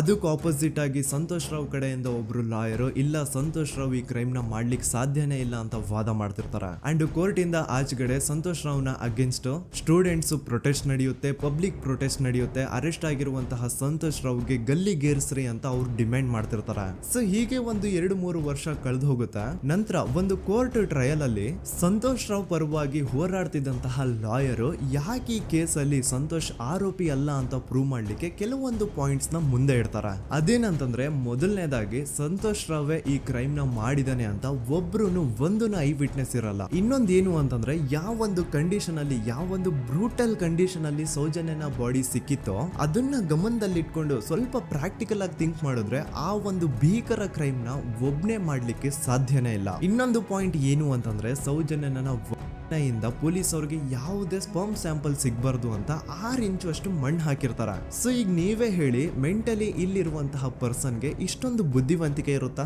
ಅನ್ಕೊಳ್ಳಿ. ಅಷ್ಟೊಂದು ಬುದ್ಧಿವಂತಿಕೆ ಅವ್ನಿಗಿದ್ರೂನು ಆ ಕ್ರೈಮ್ ಮಾಡಾದ್ಮೇಲೆ ಅವನ ಆ ಊರಿಂದ ಓಡ್ ಹೋಗ್ಬೋದಾಗಿತ್ತು. ಆದ್ರೆ ಮತ್ತ್ಯಾಕೆ ಅವನು ಅದೇ ಊರಲ್ಲೇ ಇರ್ತಾನೆ. ಅಂಡ್ ಸೌಜನ್ಯ ಕೊನೆಯದಾಗಿ ಪ್ರಕೃತಿ ಹಾಸ್ಪಿಟಲ್ ಮುಂದ್ಗಡೆಯಿಂದ ನಡ್ಕೊಂಡು ಹೋಗ್ತಾ ಇರ್ಬೇಕಾದ್ರೆ ಆ ಪ್ರಕೃತಿ ಹಾಸ್ಪಿಟಲ್ ನ ಸೆಕ್ಯೂರಿಟಿ ಗಾರ್ಡ್ ನೋಡ್ತಾನೆ. ಅಂಡ್ ಪ್ರಕೃತಿ ಹಾಸ್ಪಿಟಲ್ ನ ಆಚೆಗಡೆ CCTV ಕ್ಯಾಮರಾನು ಇರುತ್ತೆ. ಸಡನ್ಲಿ ಆ CCTV ಫುಟೇಜ್ ಕೂಡ ಕಾಣೆ ಆಗ್ಬಿಡುತ್ತಾ. ಇನ್ನೊಂದೇನು ಅಂತಂದ್ರೆ, ಸೌಜನ್ಯನ ಮರ್ಡರ್ ಆಗಿದ್ದು ನೆಕ್ಸ್ಟ್ ದಿನಾನೇ ಪೊಲೀಸ್ ಅವರು ಆರೋಪಿನ ಹಿಡಿದ್ರು. ಸೊ ಹಾಗಿದ್ದಾಗ ಆ ಕಲೆಕ್ಟ್ ಮಾಡಿರುವಂತಹ ಸ್ಪರ್ಮ್ ಸ್ಯಾಂಪಲ್ಸ್ ನ ಲ್ಯಾಬ್ ಗೆ ಕಳಿಸಿ ಇವನೇ ಆರೋಪಿ ಅಂತ ಕನ್ಫರ್ಮ್ ಮಾಡೋ ಬದಲಾಗಿ ಯಾಕೆ ಪೊಲೀಸ್ ಅವರು ಆ ಸ್ಪರ್ಮ್ ಸ್ಯಾಂಪಲ್ಸ್ ನ ತಮ್ಮ ಹತ್ರನೇ ಇಟ್ಕೊಂಡು 12 ದಿನವರೆಗೂ ಅದಕ್ಕೆ ಫಂಗಸ್ ಹಿಡಿಯೋವರೆಗೂ ಕಾದು ಆಮೇಲೆ ಅದನ್ನ ಲ್ಯಾಬ್ ಕಳಿಸಿದ್ರು. ಅಂಡ್ ಮೇನ್ ಇಂಪಾರ್ಟೆಂಟ್ ಆಗಿ ಸಂತೋಷ್ ರಾವ್ಗೆ ಒಂದು ಗುಪ್ತ ರೋಗ ಇರುತ್ತೆ, ಅದೇ ಫಿಮೋಸಿಸ್ ಅಂತ. ಈ ಕಾಯಿಲೆ ಏನು ಅಂತ ನಾನು ಈ ವಿಡಿಯೋದಲ್ಲಿ ಡೀಟೇಲ್ಡ್ ಆಗಿ ಎಕ್ಸ್ಪ್ಲೈನ್ ಮಾಡ್ಲಿಕ್ಕೆ ಆಗಲ್ಲ. ಜಸ್ಟ್ ತಿಳ್ಕೊಳ್ಳಿ, ಈ ಒಂದು ಕಾಯಿಲೆ ಇರೋರು ಇಂಟಿಮಸಿ ಮಾಡ್ಲಿಕ್ಕೆ ಆಗಲ್ಲ. ಇನ್ ಕೇಸ್ ಮಾಡಿದ್ರು ಅವರು ಸುಖ ಅಲ್ಲ ನರಕ ಕಾಣ್ತಾರ. ಸೊ ಇಷ್ಟೆಲ್ಲ ವ್ಯಾಲಿಡ್ ಪಾಯಿಂಟ್ಸ್, ಇಷ್ಟೆಲ್ಲ ಫ್ಯಾಕ್ಟ್ಸ್ ಕಣ್ ಮುಂದೆ ಇರಬೇಕಾದ್ರೆ ಸ್ಟಿಲ್ ಪೊಲೀಸ್ ಅವರು ಯಾಕೆ ಈ ಕ್ರೈಮ್ ನ ಸಂತೋಷ್ ರಾವೇ ಮಾಡಿದಾನೆ ಅಂತ ಇವನ್ ಹಿಂದೆ ಬಿದ್ದಿದ್ದಾರೆ. ಯಾಕೆ ಅವರು ಈ ಕ್ರೈಮ್ ಇವನ್ ಬಿಟ್ರೆ ಬೇರೆ ಯಾರಾದ್ರೂ ಮಾಡಿರ್ಬೋದಲ್ಲ ಅಂತ ಆ ಆಂಗಲ್ ಅಲ್ಲಿ ಇನ್ವೆಸ್ಟಿಗೇಷನ್ ಮಾಡ್ತಿಲ್ವಲ್ಲ ಅಂತ ಪೊಲೀಸ್ ಅವರ ಇನ್ವೆಸ್ಟಿಗೇಷನ್ ಮೇಲೆ ಈಗ ಕ್ವಶನ್ ಬರುತ್ತೆ. So after hearing all of this, ಎಲ್ಲರಿಗೂ ಈಗ ಪೊಲೀಸ್ ಅವರ ಇನ್ವೆಸ್ಟಿಗೇಷನ್ ಇನ್ವೆಸ್ಟಿಗೇಷನ್ ಮೇಲೆ ಡೌಟ್ ಬರುತ್ತೆ. ಅಂಡ್ ಈವನ್ ಸೌಜನ್ಯ ಅವ್ರ ಮನೆಯವರು ಕೂಡ ನಿಜವಾದ ಆರೋಪಿ ಸಂತೋಷ್ ಅಲ್ಲ ಅಂತ ತಮ್ಮ ಅಭಿಪ್ರಾಯನ ವ್ಯಕ್ತಪಡಿಸ್ತಾರೆ. ಆಗ ಅಲ್ಲಿವರೆಗೂ ಸಂತೋಷ್ ರಾವ್ನ ಗಲ್ಲಿಗೇರಿಸಿ ಅಂತ ಏನು student protest and public protest ಎಲ್ಲ ನಡೀತಾ ಇತ್ತು, ಈಗ ಅದೆಲ್ಲ ನಿಂತು ಹೋಗಿ ಎಲ್ಲಾ ಹೇಟ್ ರೈಡ್ ಪೊಲೀಸ್ ಅವ್ರ ಕಡೆಗೆ ಹೋಗುತ್ತೆ. ಪೊಲೀಸ್ ಅವರು ಈ ಕೇಸಲ್ಲಿ ಕರಪ್ಟ್ ಆಗಿದ್ದಾರೆ, ಪೊಲೀಸ್ ಅವರೇ ಸತ್ಯ ಮುಚ್ಚಿಡ್ಲಿಕ್ಕೆ ಟ್ರೈ ಮಾಡ್ತಿದ್ದಾರೆ. ಹಾಗಾಗಿ ಈ ಕೇಸ್ನ ಇನ್ಮುಂದೆ ಪೊಲೀಸ್ ಅವರಲ್ಲದೆ ಸಿಬಿಐ ಅವರು ಇನ್ವೆಸ್ಟಿಗೇಷನ್ ಮಾಡಬೇಕು, ಈ ಕೇಸ್ನ ಸಿಬಿಐ ಒಪ್ಸಿ ಅಂತ ಅಗೇನ್ ಪ್ರೊಟೆಸ್ಟ್ ಗಳು ಸ್ಟಾರ್ಟ್ ಆಗ್ತವೆ. ಸೊ ಧರ್ಮಸ್ಥಳದಲ್ಲಿ ಇಷ್ಟೊಂದು ಹೋರಾಟಗಳಾಗ್ತಿದಾವೆ, ಒಬ್ಳು ಹುಡುಗಿ ಜೊತೆ ಇಷ್ಟೊಂದು ಅನ್ಯಾಯ ಆಗಿದೆ, ಆದ್ರೂ ಸಹ ಧರ್ಮಾಧಿಕಾರಿ ಏನು ಮಾತೇ ಆಡ್ತಿಲ್ವಲ್ಲ ಈ ಹುಡುಗಿ ಬಗ್ಗೆ ಅಂತ ಜನರು ಪ್ರಶ್ನೆ ಮಾಡಿದಾಗ ಆಗ ಧರ್ಮಾಧಿಕಾರಿನೂ ಜನರು ಮುಂದೆ ಬಂದ್ಬಿಟ್ಟು ಈ ಕೇಸ್ನ ಸಿಬಿಐ ಒಪ್ಸಿ ಅಂತ ಹೋರಾಟ ಮಾಡ್ತಾರ. ನಂತರ ಈ ಒಂದು ಕೇಸು ಪೊಲೀಸ್ ಅವರಿಂದ ಸಿಬಿಐ ಕೈಗೆ ಹೋಗುತ್ತೆ. ಸಿಬಿಐ ಕೈಗೆ ಹೋಗಿದ ತಕ್ಷಣ ಇಲ್ಲೇನು ಸತ್ಯ ಹೊರಗೆ ಬಂದಿಲ್ಲ. ಆ ಸಿಬಿಐ ಅವರು 3-4 ವರ್ಷ ಟೈಮ್ ತಗೊಂಡು ಮತ್ತೆ ಈ ಒಂದು ಕೇಸ್ನ ರೀ ಇನ್ವೆಸ್ಟಿಗೇಷನ್ ಮಾಡ್ತಾರ. ಆದ್ರೆ ಅಲ್ಲೇನು ಇನ್ವೆಸ್ಟಿಗೇಷನ್ ಮಾಡ್ಲಿಕ್ಕೆ ಉಳ್ದೇ ಇರಲ್ಲ. ಆ ಪೊಲೀಸ್ ಅವರು ಅವ್ರ ಕೈಯಲ್ಲಿ ಈ ಕೇಸು ಇದ್ದಷ್ಟು ದಿನ ಎಷ್ಟಾಗುತ್ತೋ ಅಷ್ಟು ಎವಿಡೆನ್ಸ್ ನ ಡಿಸ್ಟ್ರಾಯ್ ಮಾಡ್ಬಿಟ್ಟಿರ್ತಾರ. ಸೊ ಹಾಗಾಗಿ ಅಲ್ಲಿ ಸಿಬಿಐ ಅವ್ರಿಗೆ ಇನ್ವೆಸ್ಟಿಗೇಷನ್ ಮಾಡ್ಲಿಕ್ಕೆ ಏನ್ ಉಳ್ದೇ ಇರಲ್ಲ. ಆದ್ರೂ ಸ್ಟಿಲ್ ಅವರು 3-4 ಇಯರ್ಸ್ ಟೈಮ್ ತಗೊಂಡು ನಂತರ ಫೈನಲಿ ಒಂದು ರಿಪೋರ್ಟ್ ನ ಕೋರ್ಟ್ ಗೆ ಸಬ್ಮಿಟ್ ಮಾಡ್ತಾರ. ಅಂಡ್ ಸಿಬಿಐ ಅವರು ಕೋರ್ಟ್ ಗೆ ಸಬ್ಮಿಟ್ ಮಾಡಿರುವಂತಹ ಆ ಒಂದು ರಿಪೋರ್ಟ್ ಅಲ್ಲಿ ಏನಿತ್ತು ಅಂದ್ರೆ ಸಿಬಿಐ ಇನ್ವೆಸ್ಟಿಗೇಷನ್ ಕನ್ಫರ್ಮ್ಸ್ ದಟ್ ಈ ಒಂದು ಕ್ರೈಮ್ ನ ಸಂತೋಷ್ ರಾವ್ ಮಾಡಿದಾನೆ ಅಂತ. ಆದ್ರೆ ಐರಾನಿ ಈಸ್ ಇದೇ ಒಂದು ರಿಪೋರ್ಟ್ ಅಲ್ಲಿ ಇವ್ರು ಏನ್ ಹೇಳ್ತಾರೆ ಅಂದ್ರೆ ಅವ್ರಿಗೆ ಯಾವುದೇ ತರ ಎವಿಡೆನ್ಸ್ ಸಿಕ್ಕಿಲ್ಲ ಅಂತ. ಯಾಕಂದ್ರೆ ಈ ಸೌಜನ್ಯ ಕೇಸು ಪೊಲೀಸ್ ಅವ್ರ ಕೈಯಲ್ಲಿ ಇದ್ದಾಗ ಪೊಲೀಸ್ ಅವರು ತಮ್ಮ ನಿರ್ಲಕ್ಷ್ಯದಿಂದ ಎಲ್ಲಾ ಎವಿಡೆನ್ಸ್ ನ ಕಳ್ಕೊಂಡ್ಬಿಟ್ಟಿರ್ತಾರ. ಅಂತದ್ರಲ್ಲಿ ಯಾವ ಒಂದು ಆಧಾರದ ಮೇಲೆ ಇವರು ಸಂತೋಷ್ ರಾವ್ ಈ ಕ್ರೈಮ್ ನ ಮಾಡಿದ್ದಾರೆ ಅಂತ ಕ್ವಶನ್ ಮಾಡಿದಾಗ ಸಿಬಿಐ ಅವ್ರ ಕಡೆಯಿಂದ ನೋ ಆನ್ಸರ್. ನೋಡಿ, ಮೊದ್ಲು ಈ ಒಂದು ಕೇಸ್ ನ ಪೊಲೀಸ್ ಅವರು ಇನ್ವೆಸ್ಟಿಗೇಷನ್ ಮಾಡಿ ನಂತರ ಈ ಒಂದು ಕೇಸು ಸಿಬಿಐ ಅವ್ರ ಕೈಗೆ ಹೋಗಿ ಅವರು 3-4 ವರ್ಷ ಟೈಮ್ ತಗೊಂಡು ಇನ್ವೆಸ್ಟಿಗೇಷನ್ ಮಾಡಿ ದೆನ್ ಫೈನಲ್ ರಿಪೋರ್ಟ್ ನ ಕೋರ್ಟ್ ಗೆ ಸಬ್ಮಿಟ್ ಮಾಡೋಷ್ಟ್ರಲ್ಲಿ ಸುಮಾರು 5-6 ವರ್ಷ ಕಳೆದು ಹೋಗಿರುತ್ತೆ. ಅಂಡ್ ಸ್ಟಿಲ್ ಈ ಒಂದು ಕೇಸಲ್ಲಿ ಏನೂ ಕನ್ಕ್ಲೂಷನ್ ಸಿಕ್ಕಿರಲ್ಲ. ಎವ್ರಿ ಇಯರ್ ಸೌಜನ್ಯನ ಬರ್ತ್ಡೇ ಇದ್ದಾಗ ಅಥವಾ ತಿಥಿ ಇದ್ದಾಗ ಅವಳನ್ನ ನೆನೆಸ್ಕೊಂಡು ಅವಳ ಹೆಸರಲ್ಲಿ public protest and student protest ನಡೀತಾನೆ ಇರ್ತವೆ. ಸೊ ಒಂದು ದಿನ ಈ ಒಂದು ಪ್ರೊಟೆಸ್ಟ್ ಗಳ ನ್ಯೂಸ್ ಗಿರೀಶ್ ಮುಟ್ಟಣ್ಣನವರ ಗಮನಕ್ಕೆ ಬರುತ್ತೆ. ಯಾರು ಈ ಗಿರೀಶ್ ಮುಟ್ಟಣ್ಣನವರ ಅಂದ್ರೆ ಇವರು very honest X police man. ನೀವು ನಂಬಲ್ಲ, ಇವ್ರು ಪೊಲೀಸ್ ಆಫೀಸರ್ ಇದ್ದಾಗ ಪಬ್ಲಿಕ್ ಅಲ್ಲಿ ಒಬ್ಬ MLA ಹೊಡೆದಿರ್ತಾರ. ಅಷ್ಟೇ ಅಲ್ಲ, ಪೊಲೀಸ್ ಡಿಪಾರ್ಟ್ಮೆಂಟ್ ಅಲ್ಲಿ ಕರಪ್ಷನ್ ಇದೆ, ಕರಪ್ಷನ್ ಇದ್ದಿದ್ ಕಡೆ ನಾನ್ ಇರಲ್ಲ ಅಂತ ಹೇಳ್ಬಿಟ್ಟು ತಮ್ಮ ಪೊಲೀಸ್ ಡ್ಯೂಟಿನ ಬಿಟ್ಬಿಟ್ಟು ಈಗ ಸಮಾಜದಲ್ಲಿ ಏನೇ ಅನ್ಯಾಯ ಆಗಿದ್ರು ಅದ್ರ ಅಗೇನ್ಸ್ಟ್ ವಾಯ್ಸ್ ರೈಸ್ ಮಾಡ್ತಿದಾರ. ಸೊ ಈ ಗಿರೀಶ್ ಮುಟ್ಟಣ್ಣನವರಿಗೆ ಸೌಜನ್ಯ ಕೇಸ್ ಬಗ್ಗೆ ಗೊತ್ತಾದಾಗ ಅವ್ರಿಗೆ ಈ ಕೇಸು ತುಂಬಾನೇ ಕಾಡುತ್ತೆ. ಅಲ್ಲ, ಇಷ್ಟೊಂದು ವರ್ಷಗಳಾಗೋಯ್ತು ಆ ಹುಡುಗಿ ಜೊತೆ ಅನ್ಯಾಯ ಆಗಿ, ಸ್ಟಿಲ್ ಈ ಒಂದು ಕೇಸ್ ನ ಕನ್ಕ್ಲೂಷನ್ ಸಿಕ್ತಿಲ್ವಲ್ಲ, ಏನ್ ನಡೀತಿದೆ ಧರ್ಮಸ್ಥಳದಲ್ಲಿ ಅರ್ಥ ಆಗ್ತಿಲ್ವಲ್ಲ ಅಂತ ಈ ಗಿರೀಶ್ ಅವರು ತಮ್ಮ ಹಳೆ ಪೊಲೀಸ್ ಕಾಂಟ್ಯಾಕ್ಟ್ಸ್ ನ ಯೂಸ್ ಮಾಡ್ಕೊಂಡು ಆ ಸೌಜನ್ಯ ಕೇಸ್ ಫೈಲ್ ನ ಒಂದು ಕಾಪಿನ ತಮ್ಮ ಹತ್ರ ತರಿಸ್ಕೋತಾರ. ಆ ಒಂದು ಕೇಸ್ ಫೈಲ್ ಅಲ್ಲಿ ಸೌಜನ್ಯ ಬಗ್ಗೆ ಅಷ್ಟೇ ಅಲ್ಲದೆ ಸಂತೋಷ್ ರಾವ್ ಬಗ್ಗೆನೂ ಇನ್ಫಾರ್ಮೇಶನ್ ಇರುತ್ತೆ. ಅಂಡ್ ಗಿರೀಶ್ ಅವರು ಸಂತೋಷ್ ಬಗ್ಗೆ ಇರುವಂತಹ ಇನ್ಫಾರ್ಮೇಶನ್ ನೋಡ್ತಾ ಇರ್ಬೇಕಾದ್ರೆ ಅವರು ಒಂದು ವಿಷಯನ ನೋಟಿಸ್ ಮಾಡ್ತಾರ. ಅದೇನಂತಂದ್ರೆ ಪೊಲೀಸ್ ಅವರು ಸಂತೋಷ್ ರಾವ್ನ ಬರೀ ಸೌಜನ್ಯ ಕೇಸಲ್ಲಿ ಒಂದೇ ಫಿಟ್ ಮಾಡಿರಲ್ಲ, ಸೌಜನ್ಯ ಸಾಯೋಕ್ಕಿಂತ 20 ದಿನ ಹಿಂದೆ ಧರ್ಮಸ್ಥಳದಲ್ಲೇ ನಡೆದಿರುವಂತಹ ಒಂದು ಕ್ರೈಮ್ ಅಲ್ಲಿನೂ ಸಹ ಸಂತೋಷ್ ರಾವ್ ಆರೋಪಿ ಅಂತ ಮೆನ್ಷನ್ ಮಾಡಿರ್ತಾರ. ಸೊ ಸೌಜನ್ಯ ಕೇಸ್ ಬಿಟ್ಟು ಆ ಇನ್ನೊಂದು ಕೇಸ್ ಯಾವುದು, ಅದಕ್ಕೂ ಸಂತೋಷ್ಗೂ ಏನ್ ಸಂಬಂಧ, ಅದ್ರಲ್ಲಿ ಯಾಕೆ ಸಂತೋಷ್ನ ಪೊಲೀಸ್ ಅವರು ಫಿಟ್ ಮಾಡಿದ್ರು ಅಂತ ಪ್ರತಿಯೊಂದು ಹೇಳ್ತೀನಿ. ಆದ್ರೆ ನಾನಿಲ್ಲಿ ಯಾರ್ದೂ ರಿಯಲ್ ನೇಮ್ಸ್ ನ ಬಳಸಲ್ಲ. ಯಾಕಂದ್ರೆ ಮುಂದೆ ಕೇಸಲ್ಲಿ ತುಂಬಾ ದೊಡ್ಡ ಪವರ್ಫುಲ್ ವ್ಯಕ್ತಿಗಳ ಹೆಸರುಗಳು ಬರ್ತವೆ. ಅಂಡ್ ನನ್ ವಿಡಿಯೋ ಯೂಟ್ಯೂಬ್ ಇಂದ ಡಿಲೀಟ್ ಆಗೋದು ನನ್ಗೆ ಇಷ್ಟ ಇಲ್ಲ. ಹಾಗಾಗಿ ನಾನಿಲ್ಲಿ ಯಾರ್ದೂ ರಿಯಲ್ ನೇಮ್ಸ್ ನ ಬಳಸ್ತಿಲ್ಲ. ಬಟ್ ಯಾರ ಬಗ್ಗೆ ಹೇಳ್ತಿದ್ದೀನಿ ಅಂತ ಒಂದ್ ಸ್ವಲ್ಪ ನೀವೇ ಅರ್ಥ ಮಾಡ್ಕೊಳ್ಳಿ. ನೋಡಿ, ಧರ್ಮಸ್ಥಳದಲ್ಲಿ ಮಾಫಿಯಾ ಕೈಂಡ್ ಆಫ್ ನಡೆಸ್ತಿರುವಂತಹ ಒಂದು ವೆರಿ ಪವರ್ಫುಲ್ ಗೌಡ್ರು ಕುಟುಂಬ ಇದೆ. ಇವ್ರ ಹತ್ರ ಬೇಜನ್ ಆಸ್ತಿ, ಬೇಜನ್ ದುಡ್ಡು, ಬೇಜನ್ ಪವರ್, ಬೇಜನ್ ಇನ್ಫ್ಲೂಯೆನ್ಸ್ ಎಲ್ಲಾನು ಇದೆ. ಆ ಊರಲ್ಲಿ ಈ ಗೌಡ್ರು ಕುಟುಂಬದ್ದು ಎಷ್ಟೊಂದು ಕಂಟ್ರೋಲ್ ಇದೆ ಅಂತಂದ್ರೆ ಅವ್ರನ್ನ ಎದುರು ಹಾಕೊಳ್ಳೋರೆ ಯಾರು ಇಲ್ಲ. ಅಂಡ್ ಈ ಒಂದು ಗೌಡ್ರು ಕುಟುಂಬ ಒಂದು ಪ್ರೈವೇಟ್ ಟ್ರಸ್ಟ್ ಹೆಸರಲ್ಲಿ ಒಂದು ವೆರಿ ಪಾಪ್ಯುಲರ್ ದೇವಸ್ಥಾನನ ಸುಮಾರು ವರ್ಷಗಳಿಂದ ತಲೆ ಮಾರುಗಳಿಂದನೂ ನಡ್ಸ್ಕೊಂಡ್ ಬಂದಿರ್ತಾರ. ಅದೇ ಒಂದು ದೇವಸ್ಥಾನದಲ್ಲಿ 60 ವರ್ಷ ವಯಸ್ಸಾಗಿರುವಂತಹ ನಾರಾಯಣ ಅನ್ನೋ ಒಬ್ಬ ವ್ಯಕ್ತಿ ಮಾವುತನಾಗಿ ಕೆಲಸ ಮಾಡ್ತಿರ್ತಾನೆ. ನಾರಾಯಣ ಅವ್ರ ತಂದೆನೂ ಅದೇ ದೇವಸ್ಥಾನದಲ್ಲಿ ಮಾವುತಾಗಿ ಕೆಲಸ ಮಾಡ್ತಾ ಇದ್ರು, ಅವ್ರ ತಂದೆನೂ ಅದೇ ದೇವಸ್ಥಾನದಲ್ಲಿ ಮಾವುತಾಗಿ ಕೆಲಸ ಮಾಡ್ತಾ ಇದ್ರು. ಸೊ ಹೀಗೆ ತಲೆ ಮಾರುಗಳಿಂದ ಮಾವುತಾಗಿನೇ ನಾರಾಯಣನ ಕುಟುಂಬ ಆ ಒಂದು ದೇವಸ್ಥಾನದಲ್ಲಿ ಕೆಲಸ ಮಾಡ್ತಾ ಇರುತ್ತೆ. ಸೊ ಒಮ್ಮೆ ತುಂಬಾ ವರ್ಷಗಳ ಹಿಂದೆ ನಾರಾಯಣ ಅವ್ರ ತಂದೆ ಆ ದೇವಸ್ಥಾನದಲ್ಲಿ ಮಾವುತಾಗಿ ಕೆಲಸ ಮಾಡ್ತಾ ಇರ್ಬೇಕಾದ್ರೆ ಆಗಿನ ದೇವಸ್ಥಾನದ ಧರ್ಮಾಧಿಕಾರಿ ಆ ಮಾವುತನ ಕೆಲಸದ ಮೇಲೆ ಇರುವಂತಹ ನಿಷ್ಠೆ, ಅವನ ನಿಯತ್ತು ಅಂಡ್ ತಲೆಮಾರುಗಳಿಂದ ಅವರು ದೇವಸ್ಥಾನಕ್ಕೆ ಸಲ್ಲಿಸ್ತಿರುವಂತಹ ಸೇವೆನ ಮೆಚ್ಚಿ ಆ ಧರ್ಮಾಧಿಕಾರಿ ಆ ನಾರಾಯಣ ಅವ್ರ ತಂದೆ ಆ ಮಾವುತನಿಗೆ ಒಂದು ಜಮೀನ ಕೊಡ್ತಾರೆ ಆಸ್ ಎ ಗಿಫ್ಟ್ ಆಗಿ. ಸೊ ಈಗ ಫ್ಲಾಶ್ ಬ್ಯಾಕ್ ಇಂದ ಒಂದ್ ಸ್ವಲ್ಪ ಮುಂದೆ ಬರುವ 2010-11ರಲ್ಲಿ ಯಾವೊಂದು ಜಮೀನ ಆಗಿನ ಧರ್ಮಾಧಿಕಾರಿ ನಾರಾಯಣ ಅವ್ರ ತಂದೆಗೆ ಆಸ್ ಎ ಗಿಫ್ಟ್ ಆಗಿ ಕೊಟ್ಟಿದ್ರು, ಈಗ ನಾರಾಯಣ ಅವ್ರ ತಂದೆ ಸತ್ ಹೋಗಿ ಆ ಒಂದು ಜಮೀನು ನಾರಾಯಣ ಹೆಸರಿಗೆ ಆಗಿರುತ್ತೆ. ಅಂಡ್ ಆಗಷ್ಟೇ ಗೊತ್ತಾಗುತ್ತೆ ಆ ಜಮೀನ ವೆರಿ ಆಪೋಸಿಟ್ ಒಂದು ದೊಡ್ಡ ಹೈವೇ ಬರ್ತಿದೆ ಅಂಡ್ ಅದರಿಂದ ಜಮೀನ ರೇಟು 10 ಪಟ್ಟು ಜಾಸ್ತಿ ಆಗುತ್ತೆ ಅಂತ. ಸೊ ಈ ವಿಷಯ ಗೊತ್ತಾಗಿ ನೋಡಿ ದಾನ ಮಾಡದಂತಹ ಧರ್ಮಾಧಿಕಾರಿ ಅಂತೂ ಸತ್ ಹೋದ್ರು, ಆದ್ರೆ ಅವ್ರ ಮುಂದಿನ ಪೀಳಿಗೆ ಅವ್ರಿಗೆ ಈ ಜಮೀನ್ ಮೇಲೆ ಕಣ್ಬಿದ್ದು ನಾರಾಯಣ ಅವ್ರ ಹತ್ರ ಆ ಜಾಗನ ವಾಪಸ್ ಕೇಳ್ತಾರ. ಆದ್ರೆ ನಾರಾಯಣ ಕೊಡಲ್ಲ. ಇಲ್ಲ ನಾನ್ ಯಾಕೆ ಕೊಡ್ಲಿ, ನಮ್ ತಂದೆಯಿಂದ ಸಿಕ್ಕಿರುವಂತಹ ಜಮೀನ್ ಇದು, ನಮ್ ತಂದೆಯ ಕೊನೆ ಗುರುತು ಇದು ನನ್ನ ಹತ್ರ ಇರೋದು, ಸೊ ಇದನ್ನ ನಾನು ಯಾವುದೇ ಕಾರಣಕ್ಕೂ ಬಿಟ್ಕೊಡಲ್ಲ ಅಂತ ಆ ಗೌಡ್ರು ಕುಟುಂಬನ ನಾರಾಯಣ ಎದುರು ಹಾಕೋತಾರ.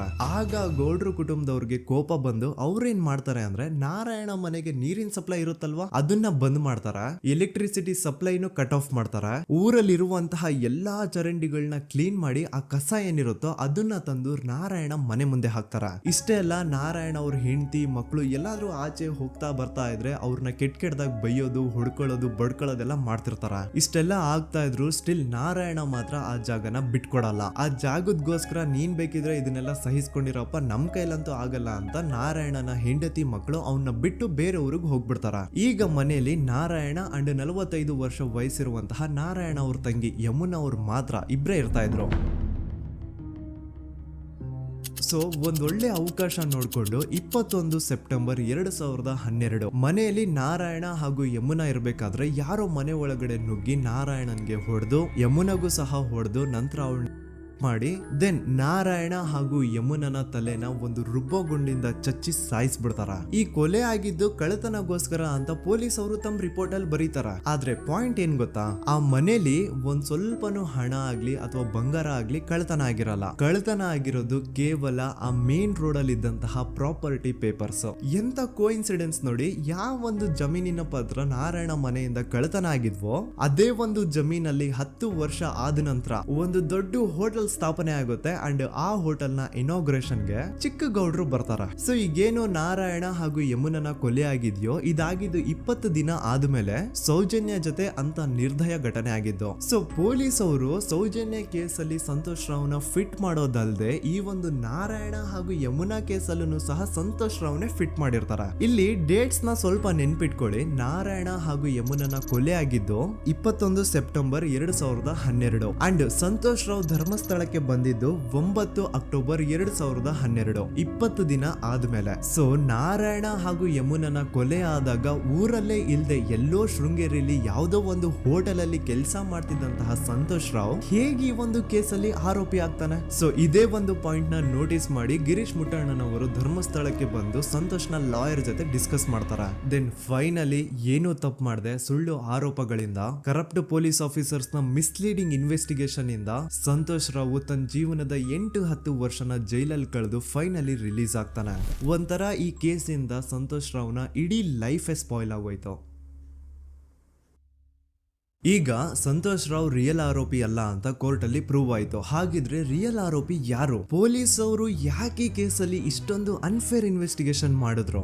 ಯಾರ ರಿಯಲ್ ಹೆಸರನ್ನ ಮುಚ್ಚಿಡ್ಲಿಕ್ಕೆ ಪೊಲೀಸ್ ಆಫೀಸರ್ಸ್ ಈ ಒಂದು ಕೇಸಲ್ಲಿ ಸಂತೋಷ್ ರಾವ್ನ ಸಿಗ್ಹಾಕ್ಸಿದ್ರು? ಇದೆಲ್ಲ ಥಿಂಕ್ ಮಾಡ್ತಾ ಹೋದ್ರೆ ನೋಡಿ ಆ ಊರಲ್ಲಿ ಆ ಪೊಲೀಸ್ ಆಫೀಸರ್ಸ್ಗೆ ಲಂಚ ಕೊಡೋಷ್ಟು, ಒಂದು ಪೊಲೀಸ್ ಇನ್ವೆಸ್ಟಿಗೇಷನ್ ನ ಸ್ಟಾಪ್ ಮಾಡೋಷ್ಟು ಅಥವಾ ಇನ್ವೆಸ್ಟಿಗೇಷನ್ ನ ಮಿಸ್ಲೀಡ್ ಮಾಡೋಷ್ಟು ಇನ್ಫ್ಲುಯೆನ್ಸ್ ಆಗ್ಲಿ, ಪವರ್ ಆಗ್ಲಿ ಅಥವಾ ಮನಿ ಆಗ್ಲಿ ಊರಿನ ಗೌಡ್ರು ಹತ್ರ ಮಾತ್ರ ಇದ್ದಿದ್ದು. ಸೊ ಈಗ ಸಂಶಯದ ಮುಳ್ಳು ಗೌಡ್ರು ಕಡೆ ತಿರುಗುತ್ತಾ. ನೋಡಿ ಪೊಲೀಸ್ ಅವರು ಸುಮ್ನೆ ಸಂತೋಷ್ ರಾವ್ನ ನಾರಾಯಣ ಹಾಗೂ ಯಮುನಾ ಕೇಸಲ್ಲಿ ಫಿಟ್ ಮಾಡಿದ್ರು. ಈಗ ಆ ಒಂದು ಕೊಲೆ ಪ್ರಕರಣಕ್ಕೂ ಸಂತೋಷ್ ರಾವ್ಗೂ ಏನು ಸಂಬಂಧನ ಇರಲಿಲ್ಲ. ಹಾಗೆ ಥಿಂಕ್ ಮಾಡಿ ನಾರಾಯಣ ಸತ್ರೆ ಅಥವಾ ಅವನ ತಂಗಿ ಯಮುನಾ ಸತ್ರೆ ಯಾರಿಗ ಅಡ್ವಾಂಟೇಜ್ ಆಗುತ್ತೆ? ಊರಿನ ಗೌಡ್ರಿಗೆ, ಯಾಕಂದ್ರೆ ಅವ್ರಿಗೆ ಜಮೀನ್ ಸಿಗುತ್ತಾ. ಸೊ ಈಗ ನಾರಾಯಣ ಹಾಗೂ ಯಮುನಾ ಕೇಸಲ್ಲಿ ಸಂತೋಷ್ ರಾವ್ ಆರೋಪಿ ಅಲ್ಲ ಅಂತ ಪ್ರೂವ್ ಆದ್ಮೇಲೆ ಹಾಗಿದ್ರೆ ಆ ಕೊಲೆ ಮಾಡ್ದವ್ರು ಯಾರು ಅಂತ ಹಾಗೆ ಥಿಂಕ್ ಮಾಡಿದ್ರೆ ಗಿರೀಶ್ ಮುಟ್ಟಣ್ಣನವರಿಗೆ ಆ ಊರಿನ ಗೌಡ್ರ ಮೇಲೆ ಡೌಟ್ ಬರುತ್ತೆ. ಅದೇ ಒಂದು ಡೌಟ್ ಅಲ್ಲಿ ಗಿರೀಶ್ ಮುಟ್ಟಣ್ಣನವರು ಮಹೇಶ್ ತಿಮ್ರೊಡ್ಡಿ ಅಂತ ಇನ್ನೊಬ್ರ ಜೊತೆ ಸೇರ್ಕೊಂಡು ಈ ಹಿಂದೆ ಆ ಒಂದು ಊರಲ್ಲಿ ಆ ಧರ್ಮಸ್ಥಳದಲ್ಲಿ ಈ ಊರಿನ ಗೌಡ್ರು ಯಾವ್ದ್ಯಾವ್ದೆಲ್ಲ ಕ್ರೈಮ್ಗಳು ಮಾಡಿದಾರೆ ಅಂತ ಊರಿನ ಜನರಿಂದ ತಿಳ್ಕೊತಾರ. ನಂತರ ಆ ಊರಿನ ಜನ ಯಾವ್ದ್ಯಾವ್ದೆಲ್ಲ ಮ್ಯಾಟರ್ಸ್ ಹೇಳಿದ್ರು ಆ ಕೇಸ್ ಫೈಲ್ಸ್ ನೆಲ್ಲ ತಿರುಗಿಸಿ ಮುರುಗಿಸಿ ನೋಡಿದಾಗ ನೀವು ನಂಬಲ್ಲ, ಸೌಜನ್ಯ ಕೇಸ್ ಏನೇನು ಅಲ್ಲ, ಅದಕ್ಕಿಂತ ಭೀಕರ ಕೊಲೆಗಳು ಧರ್ಮಸ್ಥಳದಲ್ಲಿ ಆಗಿವೆ. ಅಂಡ್ ಎಲ್ಲಾ ಕೊಲೆಗಳ ಹಿಂದೆ ಗೌಡ್ರು ಕುಟುಂಬದ್ದೇ ಕೈ ಇದೆ ಅಂತ ಎದ್ದು ಕಾಣಿಸುತ್ತೆ. 1977 ವೇದಾವಲ್ಲಿ ಕೇಸ್. ಅಂಡ್ ಈ ಒಂದು ಪ್ರೈವೇಟ್ ಸ್ಕೂಲು ಬೇರೆ ಯಾರ್ದು ಅಲ್ಲ, ಆ ಗೌಡ್ರು ಕುಟುಂಬದ್ದೇ. ಈ ಸ್ಕೂಲಲ್ಲಿ 1977 ಅಲ್ಲಿ ವೇದಾವಲ್ಲಿ ಅಂತ ಒಬ್ರು ಟೀಚರ್ ವರ್ಕ್ ಮಾಡ್ತಿರ್ತಾರ. ವೇದಾವಲ್ಲಿ ಆ ಟೀಚರ್ ಜಾಬ್ಗೆ ತುಂಬಾನೇ ಓವರ್ ಕ್ವಾಲಿಫೈಡ್. ಅವರ ಕ್ವಾಲಿಫಿಕೇಶನ್ಸ್ ನ ಗಮನದಲ್ಲಿ ಇಟ್ಕೊಂಡ್ರೆ ಅವ್ರಿಗೆ HM ಅಥವಾ ಪ್ರಿನ್ಸಿಪಲ್ ನ ಪೋಸ್ಟ್ ಸಿಗ್ಬೇಕು. ಆದ್ರೂ ಸಹ ವೇದಾವಲ್ಲಿ ಆಸ್ ಎ ಟೀಚರ್ ಆಗಿನೇ ಕೆಲಸ ಮಾಡ್ಕೊಂಡು ಹೋಗ್ತಿರ್ತಾರ. ಒಮ್ಮೆ ಏನಾಗುತ್ತೆ, ಸ್ಕೂಲ್ ಅಲ್ಲಿ ಪ್ರಿನ್ಸಿಪಲ್ ನ ಪೋಸ್ಟ್ ಖಾಲಿ ಆಗುತ್ತೆ. ಅಂಡ್ ಆ ಒಂದು ಪೋಸ್ಟ್ ಗೆ ಎಲ್ರು ಏನ್ ಅನ್ಕೊಳ್ತಾರೆ, ವೇದಾವಲ್ಲಿನೇ ಸೆಲೆಕ್ಟ್ ಮಾಡೋದು ಅಂತ. ಆದ್ರೆ ವೇದಾವಲ್ಲಿಯ ಕ್ಯಾಸ್ಟ್ ಬೇರೆ ಇದೆ ಅನ್ನೋ ಒಂದೇ ಒಂದು ಕಾರಣಕ್ಕೆ ಆ ಪ್ರಿನ್ಸಿಪಲ್ ನ ಪೋಸ್ಟ್ ವೇದಾವಲ್ಲಿಗೆ ಸಿಗದೆ ಬೇರೆ ಯಾರನ್ನೋ ತಂದು ಕೂರಿಸ್ಬಿಟ್ಟಿರ್ತಾರ. ಇದ್ರಿಂದ ಟೀಚರ್ ವೇದಾವಲ್ಲಿಗೆ ತುಂಬಾ ಕೋಪ ಬಂದು ಅವ್ರ ಸ್ಕೂಲ್ ಮುಂದೆ ಪ್ರೊಟೆಸ್ಟ್ ಮಾಡೋದ್ ಸ್ಟಾರ್ಟ್ ಮಾಡ್ತಾರ. ಅಂಡ್ ಈ ವಿಷಯ ಸ್ಕೂಲ್ ನ ಓನರ್ಸ್ ಗೆ ಇಷ್ಟ ಆಗಲ್ಲ. ಸೊ ಅವರು ಆ ಕೋಪನ ಹಾಗೆ ಮನ್ಸಲ್ಲಿ ಇಟ್ಕೊಂಡಿರ್ತಾರ. ಒಮ್ಮೆ ಏನಾಗುತ್ತೆ, ಸ್ಕೂಲ್ ರಜೆ ಇರುತ್ತೆ, ವೇದಾವಲ್ಲಿ ಮನೇಲಿ ಇರ್ತಾರ. ಅಂಡ್ ಅವ್ರ ಹಸ್ಬೆಂಡ್ ಡಾಕ್ಟರ್ ಅರಳೆ ಅವ್ರಿಗೆ ಯಾವ್ದೋ ಬೇರೆ ಊರಲ್ಲಿ ಒಂದು ಕಾಲೇಜ್ ಅಲ್ಲಿ ಸೆಮಿನಾರ್ ಏನೋ ಇರುತ್ತೆ. ಸೊ ಅವರು ಅಲ್ಲಿಗೆ ಹೋಗಿರ್ತಾರೆ. ಈಗ ಮನೇಲಿ ಇರೋದು ವೇದಾವಲ್ಲಿ ಒಂದೇ. ಇದೇ ಒಂದು ಅವಕಾಶನ ನೋಡ್ಕೊಂಡು ಯಾರೋ ವೇದಾವಲ್ಲಿ ಅವ್ರ ಮನೆಗೆ ನುಗ್ಗಿ ವೇದಾವಲ್ಲಿಗೆ ಹೊಡೆದು ನಂತರ ಅವ್ರನ್ನ ಜೀವಂತವಾಗಿ ಸುಟ್ಬಿಡ್ತಾರ. ಸ್ವಲ್ಪ ಹೊತ್ತು ನಂತರ ರಾತ್ರಿ ಆಗ್ತಿದ್ದಂಗೆ ಡಾಕ್ಟರ್ ಅರಳೆ ಅವರು ಮನೆಗೆ ವಾಪಸ್ ಬರ್ತಾರೆ. ಅಂಡ್ ಮನೆ ಒಳಗಡೆ ಬಂದ್ ನೋಡಿದ್ರೆ ವೇದಾವಲ್ಲಿ ಅವರು ಸತ್ ಹೋಗಿ ಅವರ ಬಾಡಿ ಸುಟ್ ಹೋಗಿ ನೆಲದ ಮೇಲೆ ಬಿದ್ದಿದೆ. ಹೆಂಡತಿನ ಕಳ್ಕೊಂಡಿರುವಂತಹ ದುಃಖನ ಸೈಡ್ಗೆ ಇಟ್ಟು ಡಾಕ್ಟರ್ ಅರಳೆ ಅವರು ಮೊದ್ಲು ಪೊಲೀಸ್ ಸ್ಟೇಷನ್ ಹೋಗ್ಬಿಟ್ಟು ನಮ್ ಮನೆಗೆ ನಾನು ಇಲ್ದೇ ಇರುವಂತಹ ಸಮಯನ ನೋಡ್ಕೊಂಡು ಯಾರೋ ಮನೆ ಒಳಗಡೆ ನುಗ್ಗಿ ನನ್ನ ಹೆಂಡತಿನ ಹೊಡೆದು ನಂತರ ಅವಳನ್ನ ತುಂಬಾ ಭೀಕರವಾಗಿ ಸಾಯಿಸಿದ್ದಾರೆ ಅಂತ ಪೊಲೀಸ್ ಅವ್ರಿಗೆ ರಿಪೋರ್ಟ್ ಕೊಡಕ್ ಹೋದ್ರೆ ಅಲ್ಲಿ ಪೊಲೀಸ್ ಅವರು ಉಲ್ಟಾ ಡಾಕ್ಟರ್ ಅರಳೆ ಮೇಲೆನೆ FIR ಬರ್ದು ನೀನೇ ನಿನ್ ಹೆಂಡತಿನ ಸಾಯಿಸಿದ್ಯಾ, ನಾಟಕ ಮಾಡಬೇಡ ಅಂತ ಅವ್ರನ್ನೇ ಅರೆಸ್ಟ್ ಮಾಡ್ಬಿಡ್ತಾರ. ನಂತರ 2-3 ವರ್ಷ ಜೈಲಲ್ಲೇ ಇದ್ದು ಡಾಕ್ಟರ್ ಅರಳೆ ಅವರು ತಮ್ಮ ಫ್ರೆಂಡ್ಸ್ ಅಂಡ್ ಫ್ಯಾಮಿಲಿ ಮೂಲಕ ಎವಿಡೆನ್ಸ್ ನೆಲ್ಲ ಕಲೆಕ್ಟ್ ಮಾಡಿಸಿ ತಾನ ಕೊಲೆನ ಮಾಡಿಲ್ಲ, ತಾನ್ ತನ್ನ ಹೆಂಡತಿನ ಸಾಯಿಸಿಲ್ಲ ಅಂತ ಕೋರ್ಟ್ ಅಲ್ಲಿ ಪ್ರೂವ್ ಮಾಡ್ಕೊಂಡು ಜೈಲಿಂದ ರಿಲೀಸ್ ಆಗ್ತಾರ. ಸೊ ಈಗ ಡಾಕ್ಟರ್ ಅರಳೆ ಅವರು ಈ ಒಂದು ಕ್ರೈಮ್ ನ ಮಾಡಿಲ್ಲ ಅಂತಂದ್ರೆ ವೇದಾವಲ್ಲಿನ ಅಷ್ಟು ಭೀಕರವಾಗಿ ಸಾಯಿಸಿದವ್ರು ಯಾರು, ಈ ವಿಷಯ ಇವತ್ತಿನವರೆಗೂ ಗೊತ್ತಾಗಿಲ್ಲ. 1986 ಅಲ್ಲಿ ನಡೆದಂತಹ ಪದ್ಮಲತಾ ಕೇಸ್. ಪದ್ಮಲತಾ ಅವ್ರ ತಂದೆ ಕಮ್ಯುನಿಸ್ಟ್ ಪಾರ್ಟಿನ ಲೀಡರ್ ಇರ್ತಾರೆ. ಅವ್ರ ರಿಯಲ್ ನೇಮ್ ಏನು ಅಂತ ನಮಗ್ ಗೊತ್ತಾಗಿಲ್ಲ, ಬಟ್ ಈ ವಿಡಿಯೋದಲ್ಲಿ ಅವ್ರ ಹೆಸರು ಲಕ್ಷ್ಮಣ್ ಅಂತ ಅನ್ಕೊಳ್ಳಿ. ಸೊ ಕಮ್ಯುನಿಸ್ಟ್ ಪಾರ್ಟಿನ ಲೀಡರ್ ಇರುವಂತಹ ಲಕ್ಷ್ಮಣ್ ಅವ್ರಿಗೆ ಊರಲ್ಲಿ ತುಂಬಾನೇ ಸಪೋರ್ಟ್ ಇರುತ್ತೆ. ಊರಿನ ಜನರ ಫೇವ್ರೇಟ್ ಇರ್ತಾರೆ ಇವರು. ಅಂಡ್ ಅದೇ ವರ್ಷ ಅಂದ್ರೆ 1986 ಅಲ್ಲಿ ಪಂಚಾಯತ್ ಎಲೆಕ್ಷನ್ ಬೇರೆ ಇರುತ್ತೆ. ಅಂಡ್ ಎಲ್ರಿಗೂ ಗೊತ್ತಿತ್ತು ಲಕ್ಷ್ಮಣೆ ಗೆಲ್ಲೋದು ಅಂತ. ಆ ಪಂಚಾಯತ್ ಎಲೆಕ್ಷನ್ ಅಲ್ಲಿ ಲಕ್ಷ್ಮಣ್ನ ಆಪೋಸಿಟ್ ಗೌಡ್ರಿಗೆ ತುಂಬಾ ಬೇಕಾಗಿರೋರು ಒಬ್ರು ನಿಂತಿರ್ತಾರ. ಅಂಡ್ ಅವ್ರಿಗೂ ಗೊತ್ತಿತ್ತು ಎಲೆಕ್ಷನ್ ಏನಾದ್ರು ಆದ್ರೆ ಲಕ್ಷ್ಮಣ ಎಲೆಕ್ಷನ್ ಅಲ್ಲಿ ಗೆಲ್ಲೋದು ಅಂತ. ಸೊ ಎಲ್ಲಿ ಸೋತೋಗ್ಬಿಡ್ತೀವೋ ಅನ್ನೋ ಭಯಕ್ಕೆ ಆ ಗೌಡ್ರು ಕಡೆ ಅವ್ರು ಏನ್ ಮಾಡ್ತಾರೆ, ಲಕ್ಷ್ಮಣ್ನ ಅಪ್ರೋಚ್ ಮಾಡಿ ಮುಚ್ಕೊಂಡು ಈ ಪಂಚಾಯತ್ ಎಲೆಕ್ಷನ್ ಅಲ್ಲಿ ನಿನ್ ನಾಮಿನೇಷನ್ ನ ಕ್ಯಾನ್ಸಲ್ ಮಾಡು ಅಂತ ವಾರ್ನಿಂಗ್ ಕೊಡ್ತಾರ. ಆದ್ರೆ ಲಕ್ಷ್ಮಣ್ ಅವರು ಅಂಜದೆ ನೀವ್ ಏನ್ ಮಾಡ್ತಿರೋ ಮಾಡ್ಕೊಳ್ರಿ, ಆದ್ರೆ ನಾನ್ ಮಾತ್ರ ನಾಮಿನೇಷನ್ ನ ಕ್ಯಾನ್ಸಲ್ ಮಾಡಲ್ಲ ಅಂತ ಆ ಗೌಡ್ರು ಕುಟುಂಬನ ಎದುರು ಹಾಕೋತಾರ. ದೆನ್ ಎಂತ ಕೋಇನ್ಸಿಡೆನ್ಸ್ ನೋಡಿ, ನೆಕ್ಸ್ಟ್ ಡೇನೆ ಲಕ್ಷ್ಮಣ್ ಅವ್ರ ಮಗಳು ಪದ್ಮಲತಾ ಕಿಡ್ನಾಪ್ ಆಗ್ತಾಳ.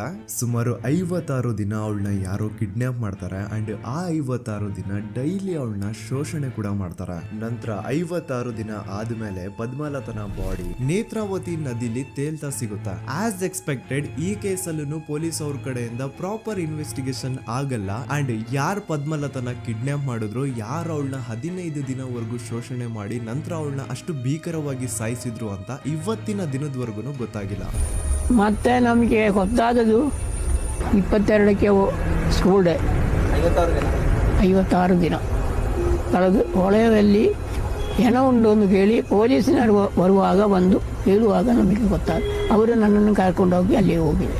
ಇನ್ನೊಂದು ಲಾಸ್ಟ್ ಕೇಸ್ ಇದೆ, ಇದು ಅರ್ಲಿ 2000 ಅಲ್ಲಿ ನಡೆದಿರೋದು. ಇವ್ರದ್ದು ಅಷ್ಟಾಗಿ ಡೀಟೇಲ್ಸ್ ನಾನು ಹೇಳಲ್ಲ, ಜಸ್ಟ್ ಮೇಲ್ ಹೇಳ್ತೀನಿ. 2000 ಇಸ್ವಿಯಲ್ಲಿ ಧರ್ಮಸ್ಥಳದಲ್ಲಿ 2 ಫಿನಾನ್ಸ್ ಬ್ಯಾಂಕ್ ಇರ್ತಾವೆ. ಒಂದು ಅಗೇನ್ ರಿಯಲ್ ನೇಮ್ ತಗೊಳ್ಳೋದು ಬೇಡ, ಲೈಕ್ ಜಸ್ಟ್ ಸಹಕಾರ ಗ್ರಾಮೀಣ ಬ್ಯಾಂಕ್ ಅನ್ಕೊಳ್ಳಿ. ಅಂಡ್ ಇನ್ನೊಂದು ಬಂದ್ಬಿಟ್ಟು ಫೈನಾನ್ಸ್ ಪ್ರೈವೇಟ್ ಲಿಮಿಟೆಡ್ ಬಂದು ಗೌಡ್ರು ಕುಟುಂಬ ಅವ್ರಿಗೆ ಸೇರಿದ್ದು. ಆ ಕಡೆ ಇವ್ರ ಆಪೋಸಿಟ್ ಏನದು ಗ್ರಾಮೀಣ ಬ್ಯಾಂಕ್ ಇತ್ತು, ಅದರಲ್ಲಿ ಒಬ್ಬ ಮ್ಯಾನೇಜರು ಬಡವ್ರಿಗೆ ಸಹಾಯ ಆಗ್ಲಿ ರೈತರಿಗೆ ಸಹಾಯ ಆಗ್ಲಿ ಅಂತ ತುಂಬಾ ಕಡಿಮೆ ಬಡ್ಡಿಗೆ ಲೋನ್ ಕೊಡ್ತಿರ್ತಾನೆ. ಇದ್ರಿಂದಾಗಿ ಧರ್ಮಸ್ಥಳದಲ್ಲಿ ಆಲ್ಮೋಸ್ಟ್ ಎಲ್ಲಾ ಕಸ್ಟಮರ್ಸ್ ಆ ಗ್ರಾಮೀಣ ಬ್ಯಾಂಕ್ ಕಡೆಗೆನೆ ಹೋಗ್ತಿರ್ತಾರೆ, ಪ್ರೈವೇಟ್ ಲಿಮಿಟೆಡ್ ಕಡೆಗೆ ಯಾರು ಬರ್ತಿರಲ್ಲ. ಇದ್ರಿಂದ ಗೌಡ್ರಿಗೆ ಲಾಸ್ ಆಗ್ತಿರುತ್ತ. ಸೊ ಅವ್ರೇನ್ ಮಾಡ್ತಾರೆ, ಆ ಗ್ರಾಮೀಣ ಬ್ಯಾಂಕ್ ನ ಮ್ಯಾನೇಜರ್ ಏನಿದ್ನೋ ಅವನ್ಗೆ ಒಂದು ಸ್ವೀಟ್ ವಾರ್ನಿಂಗ್ ಕೊಡ್ತಾರ, ಮುಚ್ಕೊಂಡು ಇನ್ಮೇಲೆ ಇಂದ ನಿನ್ ಲೋನ್ಸ್ ಕೊಡೋದನ್ನ ನಿಲ್ಸ್ಬಿಡು. ಇನ್ ಕೇಸ್ ಲೋನ್ ಕೊಟ್ರು ನಾವ್ ಯಾವ ಇಂಟ್ರೆಸ್ಟ್ ರೇಟ್ ಗೆ ಲೋನ್ ನ ಕೊಡ್ತಾ ಇದೀವೋ ಅದೇ ರೇಟ್ ಗೆ ನೀನು ಕೊಡುವ ಅಂತ ಫೋರ್ಸ್ ಮಾಡ್ತಾರ.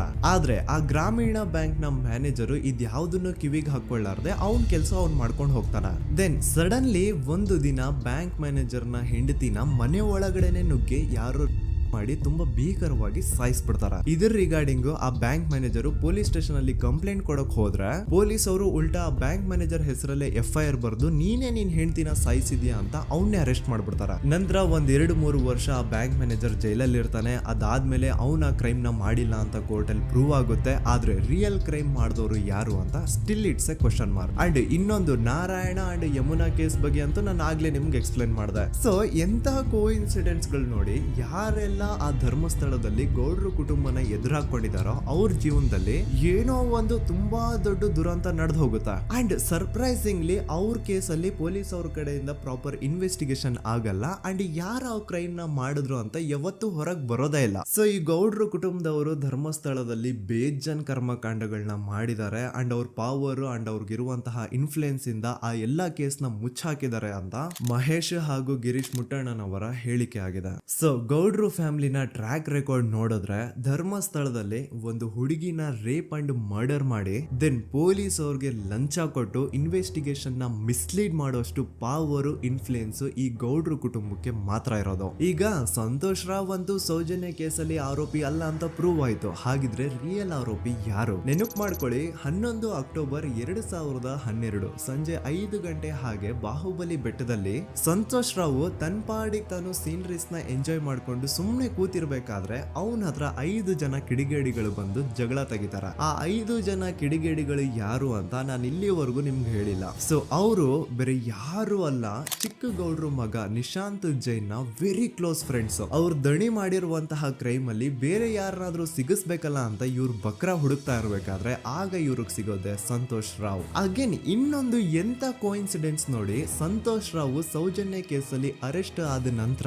ಚಿಕ್ಕ ಗೌಡ್ರು ಮಗ ನಿಶಾಂತ್ ಜೈನ್ ದೇಶನೇ ಬಿಟ್ಟು ಹೋಗ್ಬಿಡ್ತಾನೆ. ಈ ಕೇಸಲ್ಲಿ ಚಿಕ್ಕ ಗೌಡ್ರು ಮಗ ಇನ್ವಾಲ್ವ್ಮೆಂಟ್ ಇದೆ ಅಂತ ಯಾರಿಗೂ ಡೌಟೇ ಬರ್ತಾ ಇರ್ಲಿಲ್ಲ. ಡೌಟ್ ಯಾವಾಗ ಬಂತು ಅಂದ್ರೆ ಆ 5 ಜನ ಕಿಡಿಗೇಡಿಗಳು ಯಾರು ಸಂತೋಷ್ನ ಈ ಒಂದು ಕೇಸಲ್ಲಿ ಸಿಗಾಕ್ಸಿದ್ರು ಆ 5 ಜನರಲ್ಲಿ ಒಬ್ಬ ರವಿ ಪೂಜಾರಿ ಅಂತಾನು ಇರ್ತಾನೆ.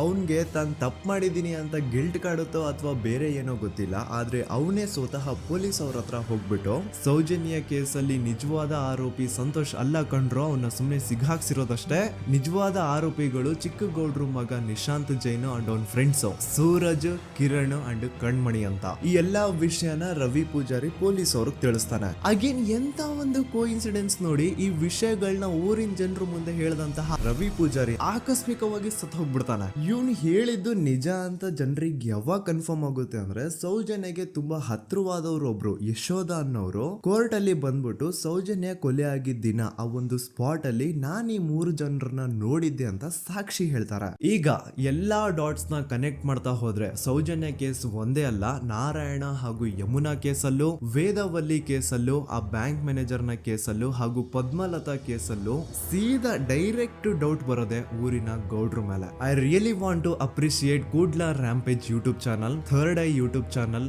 ಗಿರೀಶ್ ಮುಟ್ಟಣ್ಣನವರು ಸರ್ ಹಾಗೂ ಮಹೇಶ್ ಅವರು ಅಂಡ್ ಆಲ್ ಅದರ್ಸ್. ಇವರ ಕಾನ್ಸ್ಟೆಂಟ್ ಎಫರ್ಟ್ಸ್ ಇಂದಾನೆ ಸತ್ಯ ಏನಂತ 1 by 1 ಹೊರಗೆ ಬರ್ತಿದೆ and they are trying their level best to catch real criminals. At present Sowjanya case ಬಗ್ಗೆ ಅಪ್ಡೇಟ್ ಏನು ಅಂತಂದ್ರೆ ಹೈಕೋರ್ಟ್ ವರೆಗೂ ಈ ಒಂದು ಕೇಸ್ ಹೋಗಿದೆ ಅಂಡ್ ಈ ಕೇಸಲ್ಲಿ ಈಗ ಇನ್ನೊಮ್ಮೆ ಮತ್ತೆ ಫ್ರೆಶ್ ಆಗಿ ರೀಇನ್ವೆಸ್ಟಿಗೇಷನ್ ಸ್ಟಾರ್ಟ್ ಆಗಬೇಕು ಅಂತ ಹೋರಾಟ ನಡೀತಿದೆ.